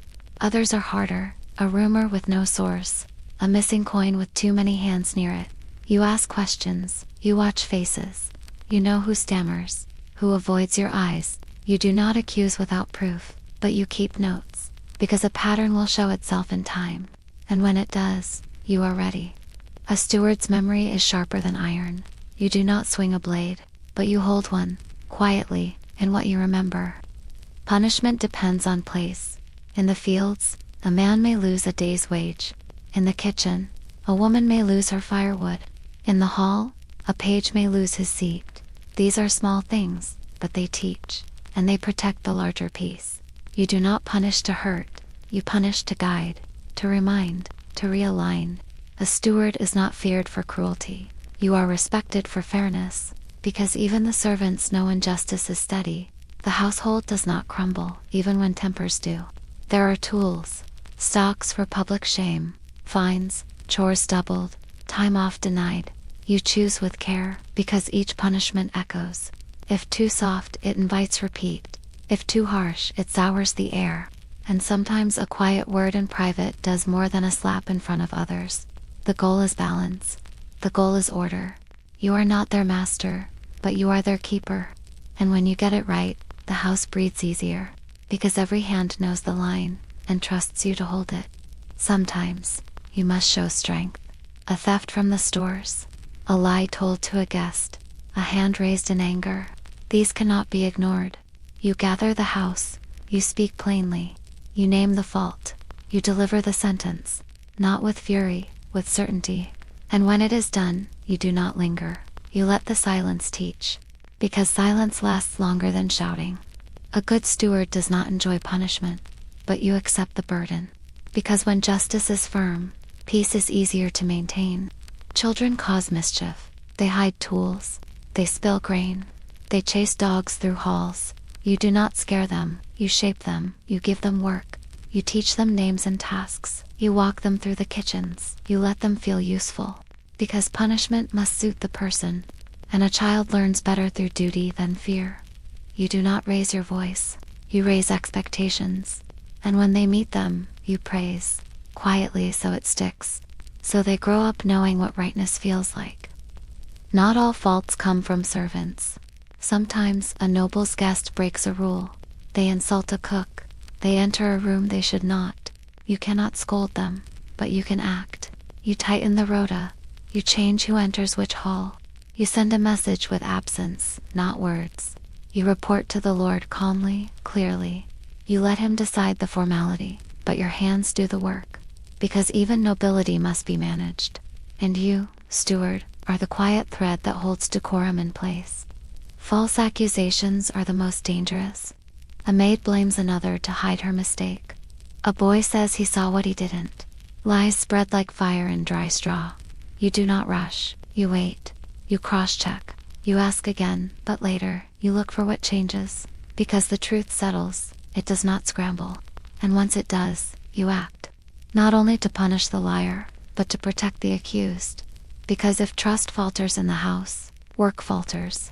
And that, more than blame, is the true harm. You watch for small wrongs: a spoon pocketed, a candle snuffed too early, a cloak dragged through mud. These seem minor, but they are signs of care slipping, respect fading. You address them before they grow, not with anger, with reminder, with presence. You walk the halls more often, tighten the rules slightly, and when standards return, you ease again. This is the steward's rhythm: a tightening, then a loosening, like breath, like tide, quiet but strong, enough to hold the house in shape. Sometimes no punishment is needed, just being seen is enough. A glance from you, a name spoken aloud in the hall, the weight of attention, that alone can reset behavior. People wish to please, or at least avoid shame, and when they know the steward notices, they adjust. This is not manipulation, it is guidance. It is awareness. You use it like a lantern, shining just enough to change the shape of the dark.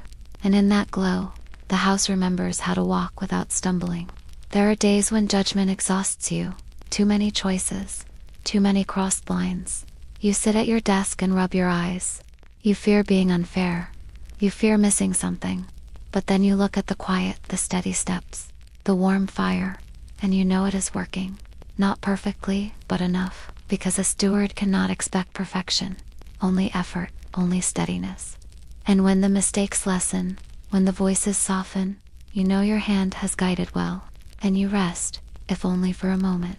You study older records, punishments from years past, some harsh, some wise. You learn from them, you compare. You see how one steward handled theft, how another ruled on a fight. Their ink speaks across time. You take the lessons, shape them for now.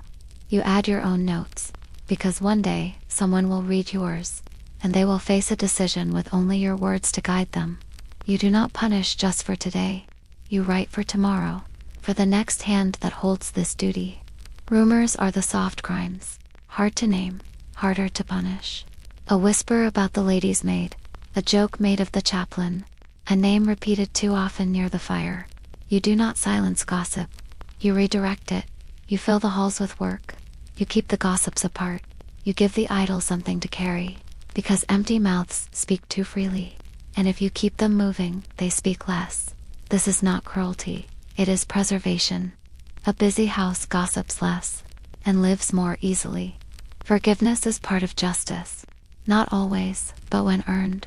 A man who admits fault. A girl who tries to repair what broke. You see these moments. You choose mercy when it teaches more than punishment. You watch how others react. If the staff grumbles, you explain. You name the reason, you show the effort made. Because justice must not only be done, it must be understood. And when it is, the house does not just follow the rules. It believes in them. And that is the stronger bond. The Lord's word is final. If he commands punishment, you carry it out.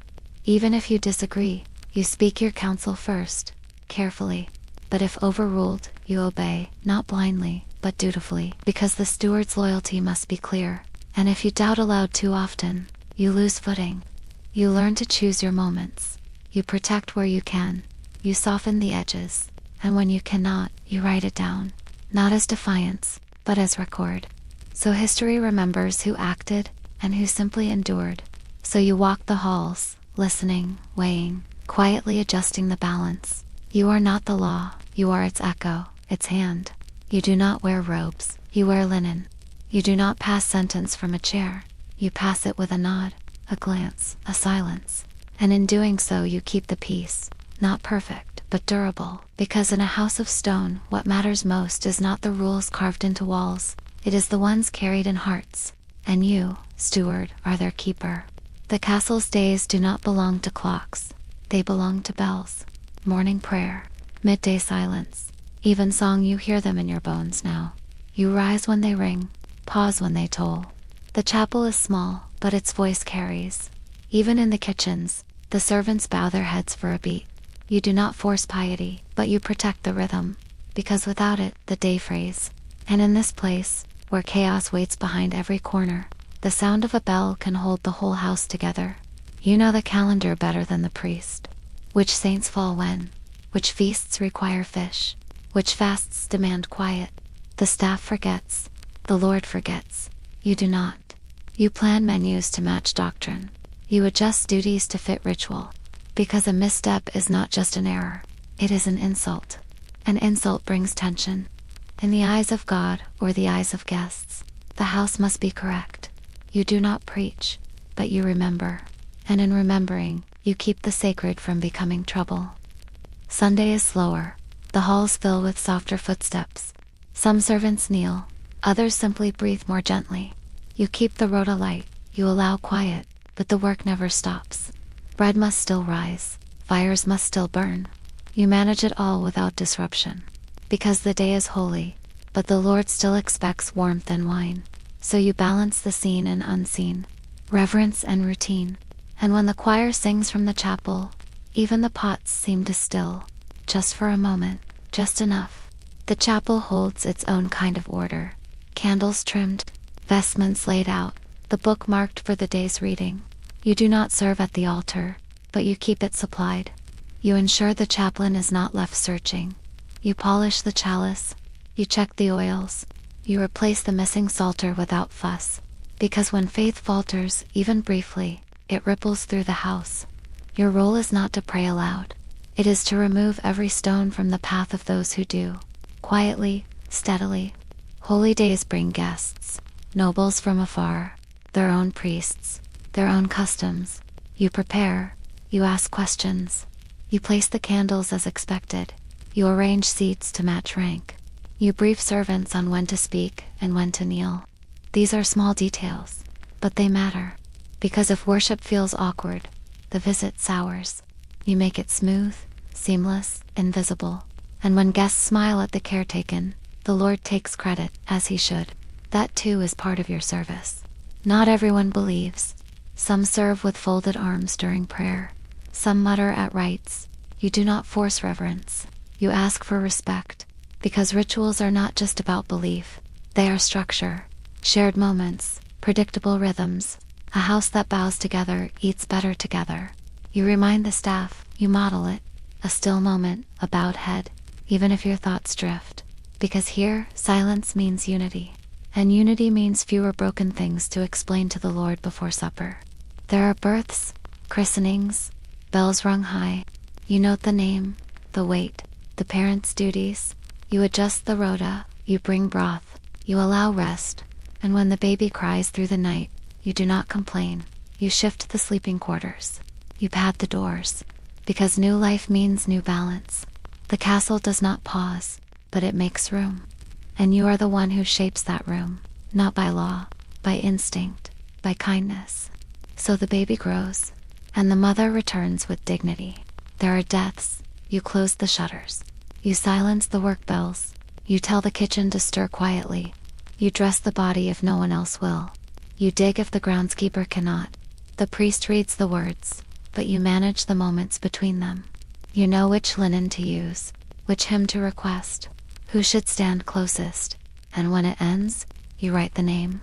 You store it carefully, because even the gone must be remembered. And it is the steward who makes sure they are. Superstition weaves through the house like smoke. A dropped spoon, a fox at the gate, a candle that flickers too much. The staff whispers. You do not laugh, you listen. You ask the cook to hang rosemary. You leave salt at the threshold. Not because you believe, but because others do. And belief shapes behavior. A calm staff works better. A soothed heart follows orders. You do not command faith, you maintain it like fire, like food, like anything else that keeps the house moving without fear. You light candles for more than light. You count them. You place them with intention, at doorways, in corners, near the chapel. Because darkness is not just absence, it invites worry, and worry weakens hands. A well-lit hall walks straighter. A kitchen glows with cheer, so you trim the wicks. You replace what burns low. You store beeswax like treasure. And when someone thanks you for the peace, you nod once and say nothing. Because your job is not to shine, only to help others see clearly. You feel the seasons in your prayers. Lent brings hunger. Advent brings preparation. You match the meals.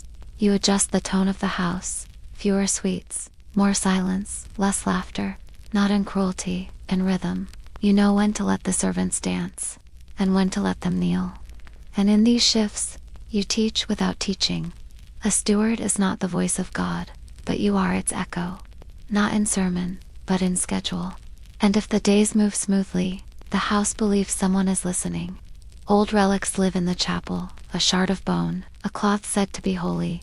You dust them, you guard them.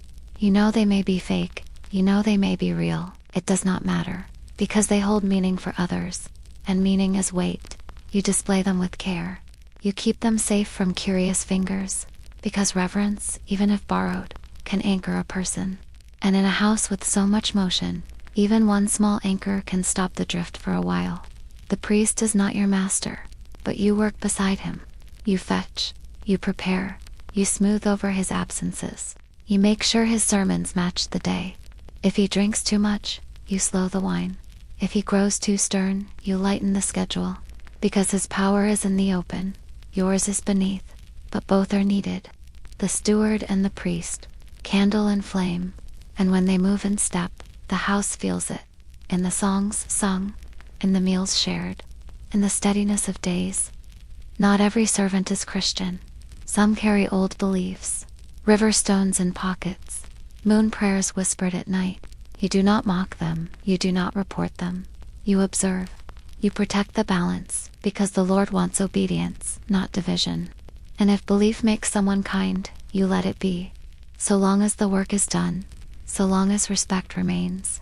A good steward knows the difference between danger and difference. And in the silence of belief, many things can live side by side, undisturbed. On feast days, you lead preparation. You count loaves. You order ale. You measure spices like gold. The chapel swells with voices, the hall with laughter. These are hard days, but good ones. And when the guests are full and the servants fed, you allow yourself a moment, a sip of wine, a breath by the fire, because you helped build the joy, quietly, steadily, behind the scenes. And as the choir sings into the evening, you listen with your hands folded, not in prayer, in peace. So you rise with the bells, you mark the fasts, you guard the quiet, you listen to the songs. Even when you do not sing, you do not need ropes to serve. You serve in your way, through timing, through calm, through order, and the house responds. It slows, it breathes, it remembers what it is meant to be, a place of warmth, of rhythm, of rest. You are the steward, not the priest, but your hands keep the holy from slipping through the cracks, and that is enough. You hear more than you speak. That is the first rule. The kitchens echo, the halls carry whispers, and people speak more freely when they think you are not listening. But you are always listening, not to pry, to protect. Because in a castle filled with mouths, a loose one can break more than silence. So you gather knowledge as you would grain, quietly, carefully. You store it, not to use it, to hold it. Because one day what you know may be the only thing keeping peace. The castle hums with stories. Who shares a glance at supper? Who avoids whose gaze a missing glove? A too long laugh. You do not chase such things, but you do not ignore them either.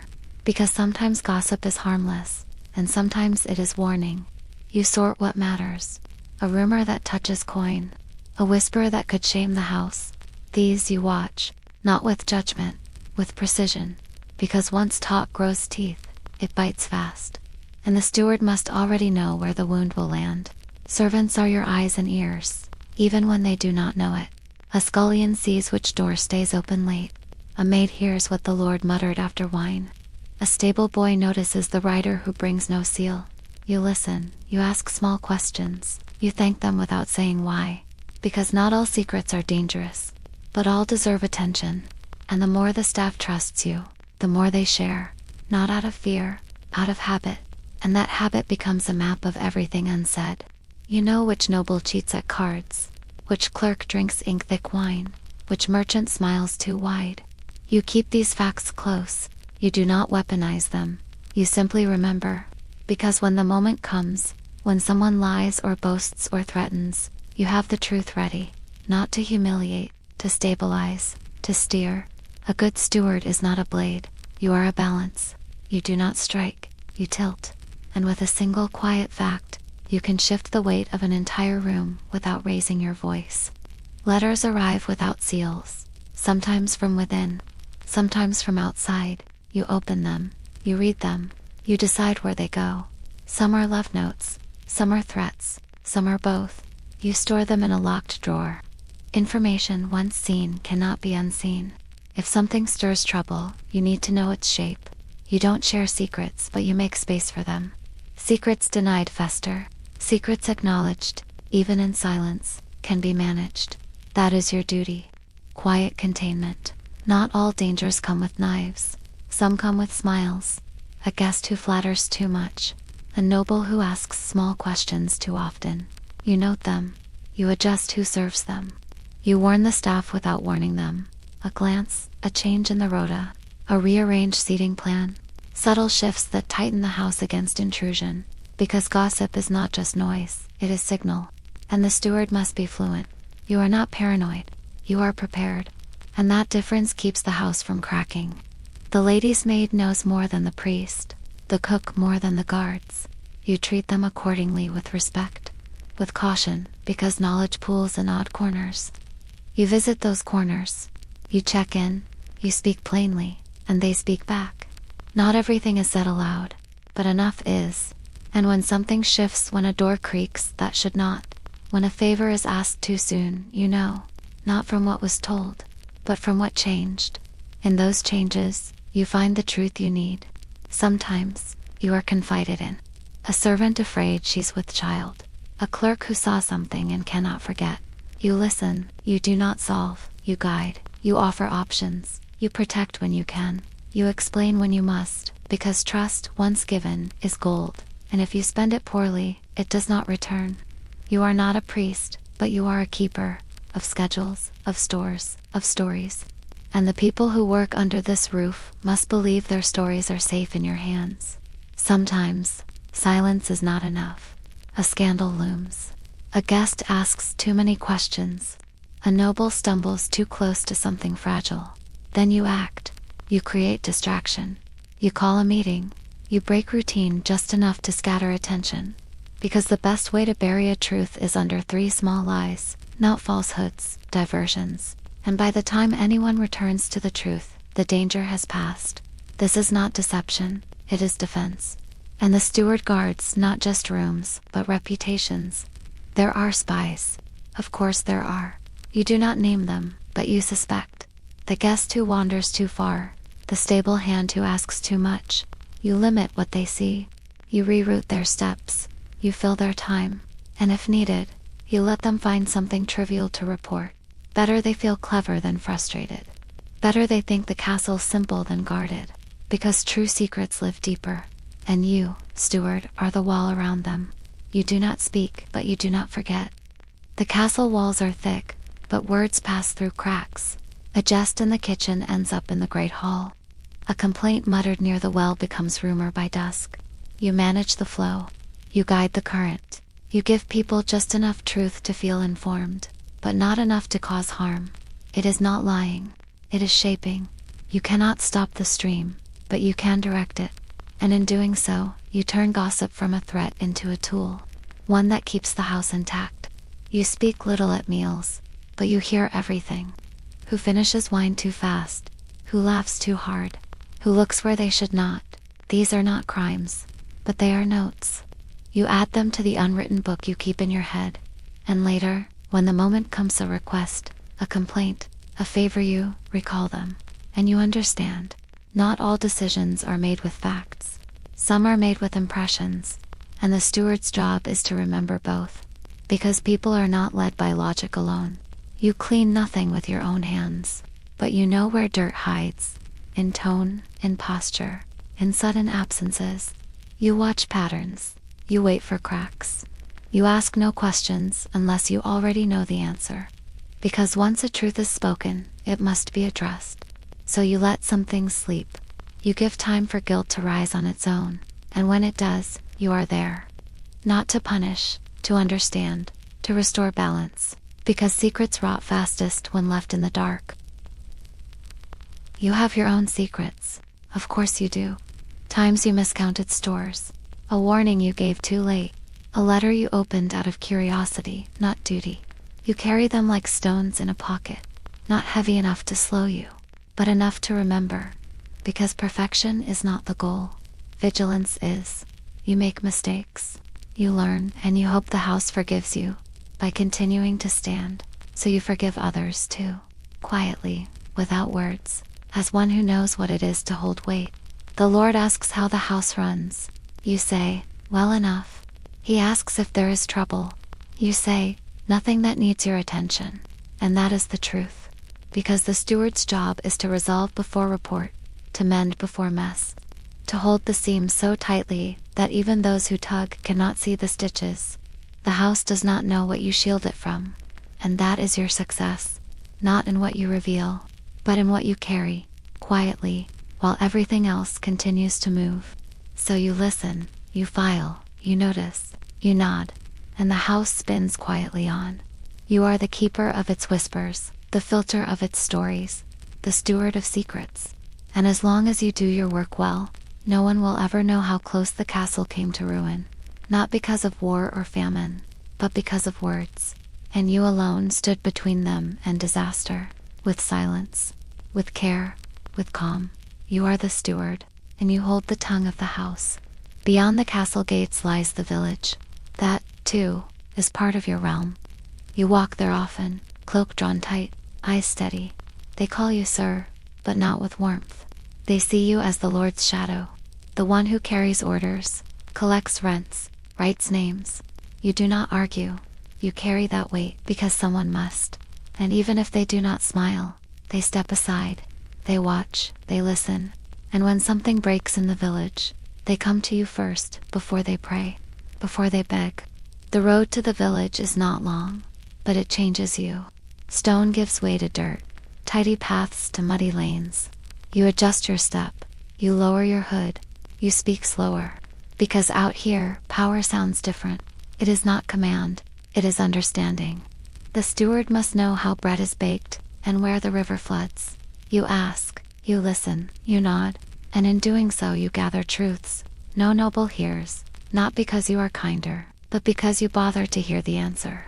You collect rents, you mark debts, you know who pays with coin, who pays with eggs, who pays with silence. Some owe in labor, some owe in loyalty, and you record it all. You carry the ledger under your arm like a blade, because it can cut, but you do not wield it cruelly. A sick farmer needs time. A flooded home needs leniency. You judge not just the debt, but the debtor.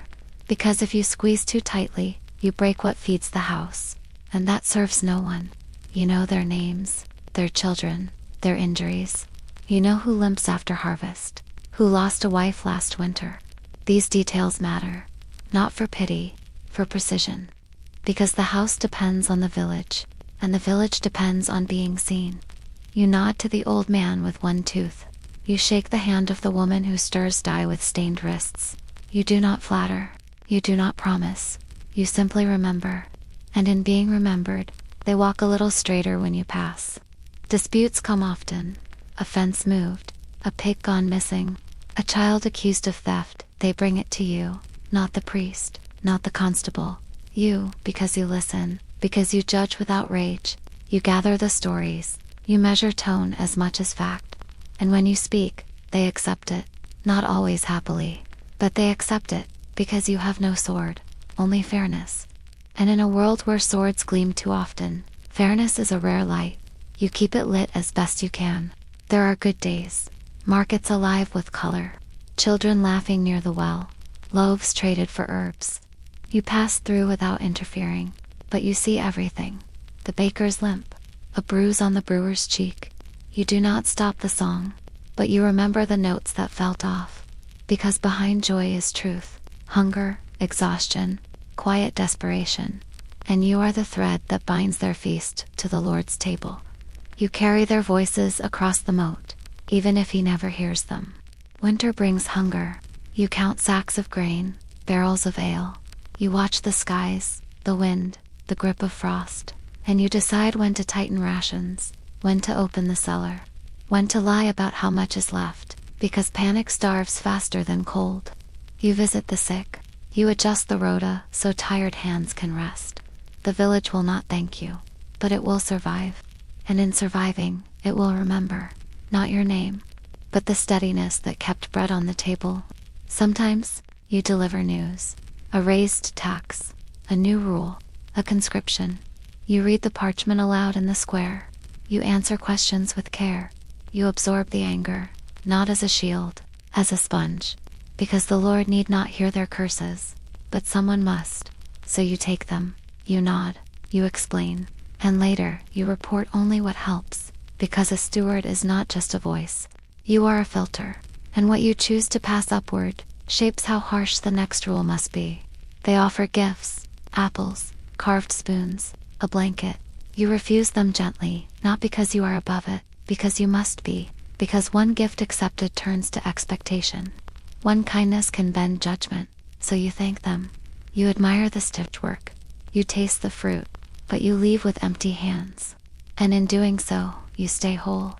Because fairness must be seen, not just claimed. And when the day comes that you must say no, they will believe it was weighed, not bought. There are places in the village where the road narrows, where roofs sag, where children run barefoot. You do not avoid these places. You walk them slower. You speak their names more softly, because dignity is thin here. If you treat them with less, they remember, not in anger, in hurt. And that too spreads so you meet their eyes. You praise the tidy porch. You remember the names of the goats. These things cost nothing, but they restore something. A good steward gives more than he takes. You witness joy. A wedding in the orchard, a newborn wrapped in borrowed linen, a harvest dance. You do not join, but you stand near. You nod, you smile, because presence matters, even in silence, especially in silence. They remember who stood under the tree, who helped lift the bench, who walked the mother home after the midwife left. The steward is not family, not friend, but when you stand beside joy without claiming it, you become something rarer, a thread that binds celebration to stability.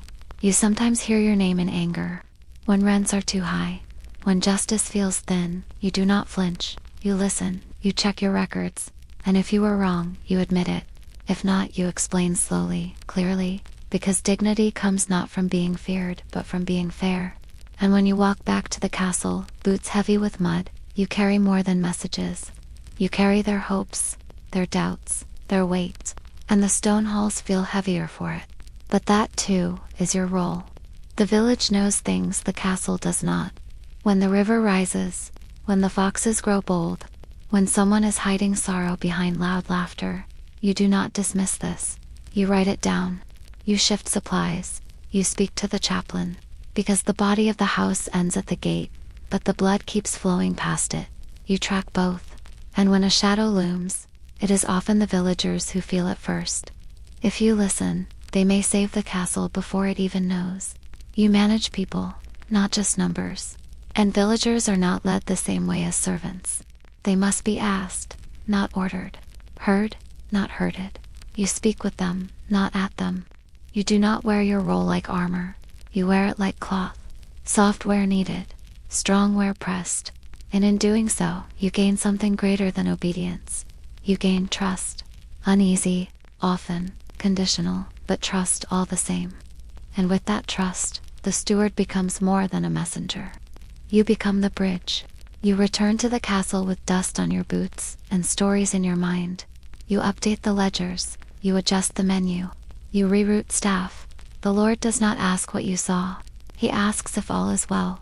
You say yes, or close to it, and that is enough, because he rules from the dais. But you walk the border.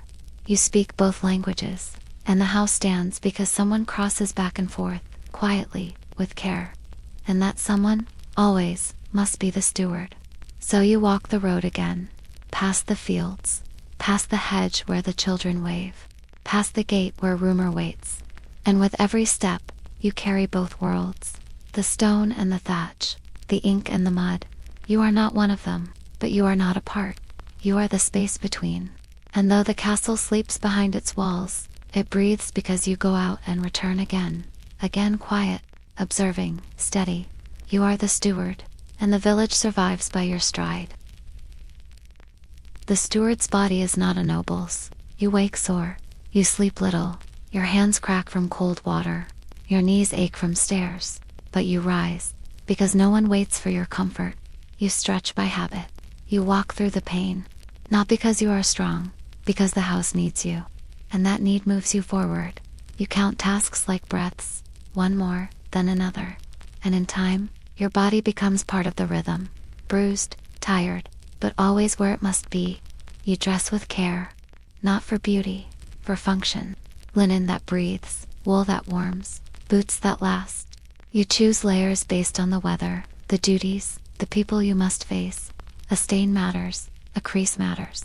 Because how you appear reflects how you serve. You patch your tunic at night, you oil your belt, you check the seams, not because you seek praise, but because someone might notice if you slip. And even if they do not, the mirror will end, so you prepare. Pain becomes familiar. A pulled shoulder from lifting barrels, a burn from a careless candle, a stiff neck from writing too long. You do not complain, you do not stop. You adjust, you shift weight, you stretch when alone. You rest one arm while using the other, because work does not wait. And if you pause too long, others suffer. So you learn endurance, not as a virtue, as a tool. And when someone asks how you bear it, you smile, because they do not yet know they will too. You see the doctor rarely. He treats the Lord. The steward waits. You brew your own teas, thyme for the throat, yarrow for cuts, willow bark for aches. The herbs dry above your hearth, tied in bundles. You measure them by memory. You sip slowly. You teach others, quietly, because a steward cannot be helpless. You must know how to heal a blister, how to stop blood, how to ease fever, and when to say nothing, because calm, too, can cure. Even when no herbs will do. Sleep is thin. You wake at noises. You rise before bells. Dreams fade fast, replaced by lists. You sleep in shifts, never deeply, but your body adjusts. It learns to find rest where it can. A bench by the fire, a chair in the pantry. You close your eyes for minutes, not hours. And somehow, it is enough. You do not long for more. You accept what you get, because the steward's rest is not for comfort. It is for function. And when it comes, you do not waste it. Food comes last. You eat standing, cold bread, leftover broth, a pear if it was bruised. You chew while walking. You sip while counting. A hot meal is rare, but you do not complain, because hunger sharpens. It reminds you what others feel. It keeps you lean. You watch the staff eat. You note who skips meals. You adjust the portions quietly, because while you do not feast, you make sure others do. And in their full bellies, you find a kind of fullness. Too quiet earned, enough. Injury cannot stop you. A twisted ankle, a cracked nail, a blackened thumb. You wrap it. You move slower. You do not limp where others see, because your steadiness steadies them. If the steward falters, the hall notices, so you do not falter, not openly. You cry out only in storage rooms. You rest only when no one knocks. You recover in silence, because even pain, here, must be managed, not ignored, managed, folded into the task, and carried like everything else, until it lessens, or leaves. You sweat, in summer, in stress. In rooms too close to the hearth, you smell of labor, of tallow and dust. You wash often, but not always fully. A basin, a cloth, cold water. You scrub what you can. You change shirts when time allows. Cleanliness matters, not for beauty, for presence. You must not distract. You must not offend. You must blend into the room while holding its center. And if someone remarks you look tired, you thank them, because that means you've done your part well. Blisters teach more than books. So do sore shoulders. So does a cough that lingers after cold mornings. These are lessons you carry in your spine, your joints, your scars. They shape how you assign work, how you grant rest, how you listen when someone says they cannot go on. Because you've been there, you are there. And when someone collapses on a bench, you do not scold. You bring broth. You shift their load. You say, just once, I know. And in that moment you do. Pride can wound you worse than labor. You forget to ask for help. You lift more than you should. You skip the poultice. Because you think the steward must do all. but you learn slowly that sharing is not failure, that letting someone else carry the bucket is not weakness. You grow wiser, if not stronger. And as the years press on, you choose what to carry and what to pass off. Not out of laziness, out of wisdom. Because the steward must last, not for today, for tomorrow. A cracked tooth, a stiff elbow, a nail lost to a slammed door. The castle takes its toll. You keep going, you keep notes. You plan the next day while bandaging the wound. Because stopping is not an option, not yet. You mutter names through pain. You draft lists through aches. And if you heal crooked, you adapt. Because the job does not wait. And while others see the steward as tireless, only you know the cost, and you pay it daily in flesh, in silence, in stride. Illness scares you more than injury. A fever means fog. A cough means doubt. You dread the day when your balance slips, your ledger blurs, so you guard your health like coin. You avoid the sick. You boil your cloths. You sip honey in the cold months. And when you feel the ache creeping in, you rest early. Not for comfort, for continuity. Because if the steward falls, the house stumbles. And so you pace yourself, not with ease, with care. Because strength, here, must also mean survival. The mirror shows changes. Hair graying, eyes sunken, lines at the mouth. You look, you do not mourn. These are marks of work, of years spent holding a place together. You accept them. You touch your face and think of who you were. Young, eager, foolish, and you nod. Because now you are useful, reliable, real. And if your body shows the cost, so be it. You do not hide it. You wear it like your tunic, stitched, faded, but clean, and always ready to be worn again. The castle gives nothing freely. Not warmth, not comfort, not ease, but it gives you a purpose. And that, somehow, is enough. You rise aching, but you rise. You sleep short, but you sleep. Because when the bread is ready, the fire's lit, the house humming in quiet rhythm, you feel whole. Not well, whole. And in that wholeness, your body finds peace, for a breath, for a moment, and then it begins again. The wait, the walk, the stretch, the steady hands, the steward, still standing. Others see the steward as tireless, but they do not see the cracked heels, the shivers, the cough stifled during inspection. You let them believe the myth, because it serves them. Because if they see you as unshakable, they work with steadier hands. But you know the truth. You are human, hurting, holding on.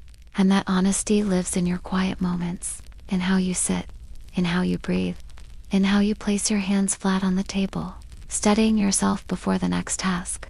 So you stretch your back, you rub your wrists, you breathe in the warmth of the kitchen. You take one more step, and another. The house leans on you, and you lean into it. Not because you are strong, but because you are needed. And need, here, is strength enough. Your body may falter, your breath may shorten, but your presence remains. And in that presence, the castle finds its footing. You are the steward, not unbroken, but unbending. And in that balance of burden, you endure. The steward holds no sword, wears no crown, signs no royal decree. Yet the castle turns by your hand.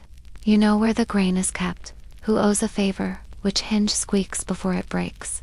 You are not honored in ballads, but when the roof leaks, the ledger vanishes, or the Lord grows angry, they call your name, not with praise, with urgency, because you fix what they cannot. And in doing so, you hold the power no one admits exists. The power of keeping everything upright. Your power is quiet. It does not roar.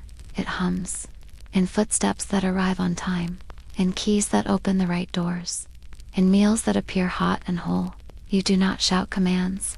You give a glance, a nod, a list, and things move. People act. The castle breathes because you do. And when others think it is luck or magic or habit, you let them, because naming it would spoil it. The magic is in the silence, the illusion that the house runs itself. You know secrets, not by spying, by noticing. The change in tone, the hushed hallway, the open door at an odd hour. You do not gossip, you record nothing, but you remember. Because knowing is safety and silence is protection.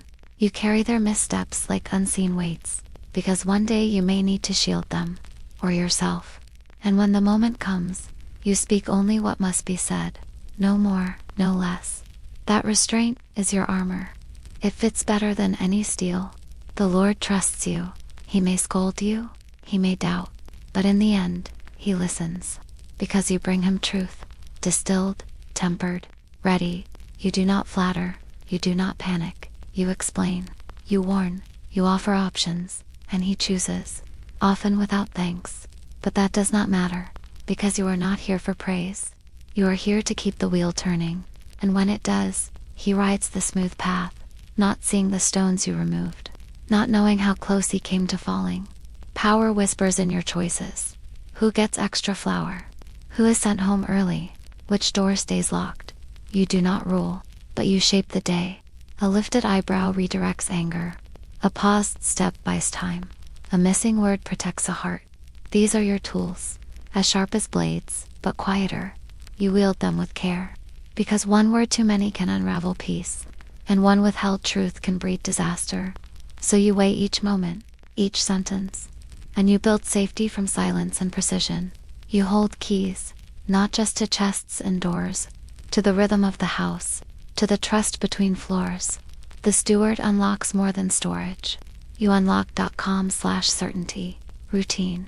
You decide what waits and what moves, and in doing so you create the sense that all is well, even when it is not. That illusion gives people courage, gives the Lord confidence, gives the staff peace, and if you carry the weight of that lie alone, so be it. It is a burden worth bearing. There are moments no one sees, a roof fixed before the leak, a guest calmed before the insult lands, a ration adjusted just in time. These do not earn applause, they prevent chaos, and that is enough, because the best power leaves no mark. It smooths, it heals, it settles, and when the fire is lit, the hall warm, the guests laughing, you stand by the wall, watching, not claiming, just confirming, because the castle stands firm, and you know which stones you shored up to make it so. There are places in the village where the road narrows, where roofs sag, where children run barefoot. You do not avoid these places. You walk them slower. You speak their names more softly, because dignity is thin here. If you treat them with less, they remember, not in anger, in hurt, and that too spreads so you meet their eyes. You praise the tidy porch. You remember the names of the goats. These things cost nothing, but they restore something. A good steward gives more than he takes. You see more than most. You see the scullion's bad knee, the maid's downcast eyes, the guardsman's impatience. You step in early, you adjust shifts, you swap duties, you soothe tempers before they boil. This is not coddling, it is control, not through fear, through foresight. And those who serve beneath you, they know, they grumble, they sigh, but they follow, because your hand is steady. And when they recall hard days, they remember the steward who saw, who acted without praise. You are not irreplaceable. You know this. The castle will go on, but it will feel the change, like a chair moved 2 inches, like a spoon missing from the drawer. Small things but felt, because your presence is woven in the habits, the shortcuts, the unspoken timings. You are the breath before the bell, the pause before the door opens. And though no monument will bear your name, the house will echo with your rhythm, long after your boots no longer tread its halls. Some stewards rise, called to court, given lands, trusted beyond the walls. Others fade, replaced quietly, remembered briefly. You do not chase either. You serve fully daily. You measure your worth not in titles, but in quiet continuance, in beds made, fires lit, conflicts smoothed. You do not know your end, but you know your now, and that is enough. Because the now is what the house runs on, what the people lean on. And in that service, there is dignity. Not loud, but lasting. Yours to carry. The steward's strength lies in constancy, not brilliance, not command, but return. Daily return to duty, to care, to the quiet middle. You are not the story's hero, but you make the story happen. Others shine, others stumble. You prepare the ground, you clear the path, you refill the cup, and in that rhythm you find meaning, deep, rooted, true. So when you place the ledger down, when you nod at the maid, when you check the door one last time, you are whole, fully, simply, the steward.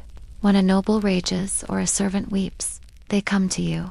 Not for justice, for balance. You do not solve everything, you study it. You remind people that someone is watching, caring, managing. Your presence is the pause that keeps worse things from happening, and that pause spreads like warmth, like balm. You do not ask for thanks. You ask only for the chance to continue. Because in continuation, peace grows. Quiet, durable. Stewardship is not a moment. It is a mood, and you keep it alive. There is peace in knowing your purpose. You do not wander. You do not wish for escape. You are here, needed, used well. And even when tired, even when unseen, you find pride. Not the kind that seeks applause. The kind that nods alone in a corridor, knowing the candles are trimmed, the bread counted, the trouble smoothed. That pride is yours daily, yours alone. And though it is quiet, it is mighty. Because few can claim such a thing. Fewer still can keep it. You stand at the window. You see the rain fall. You hear the hall quiet. You hold the weight of the day like a familiar coat. And still you remain present, grounded. This is not duty anymore.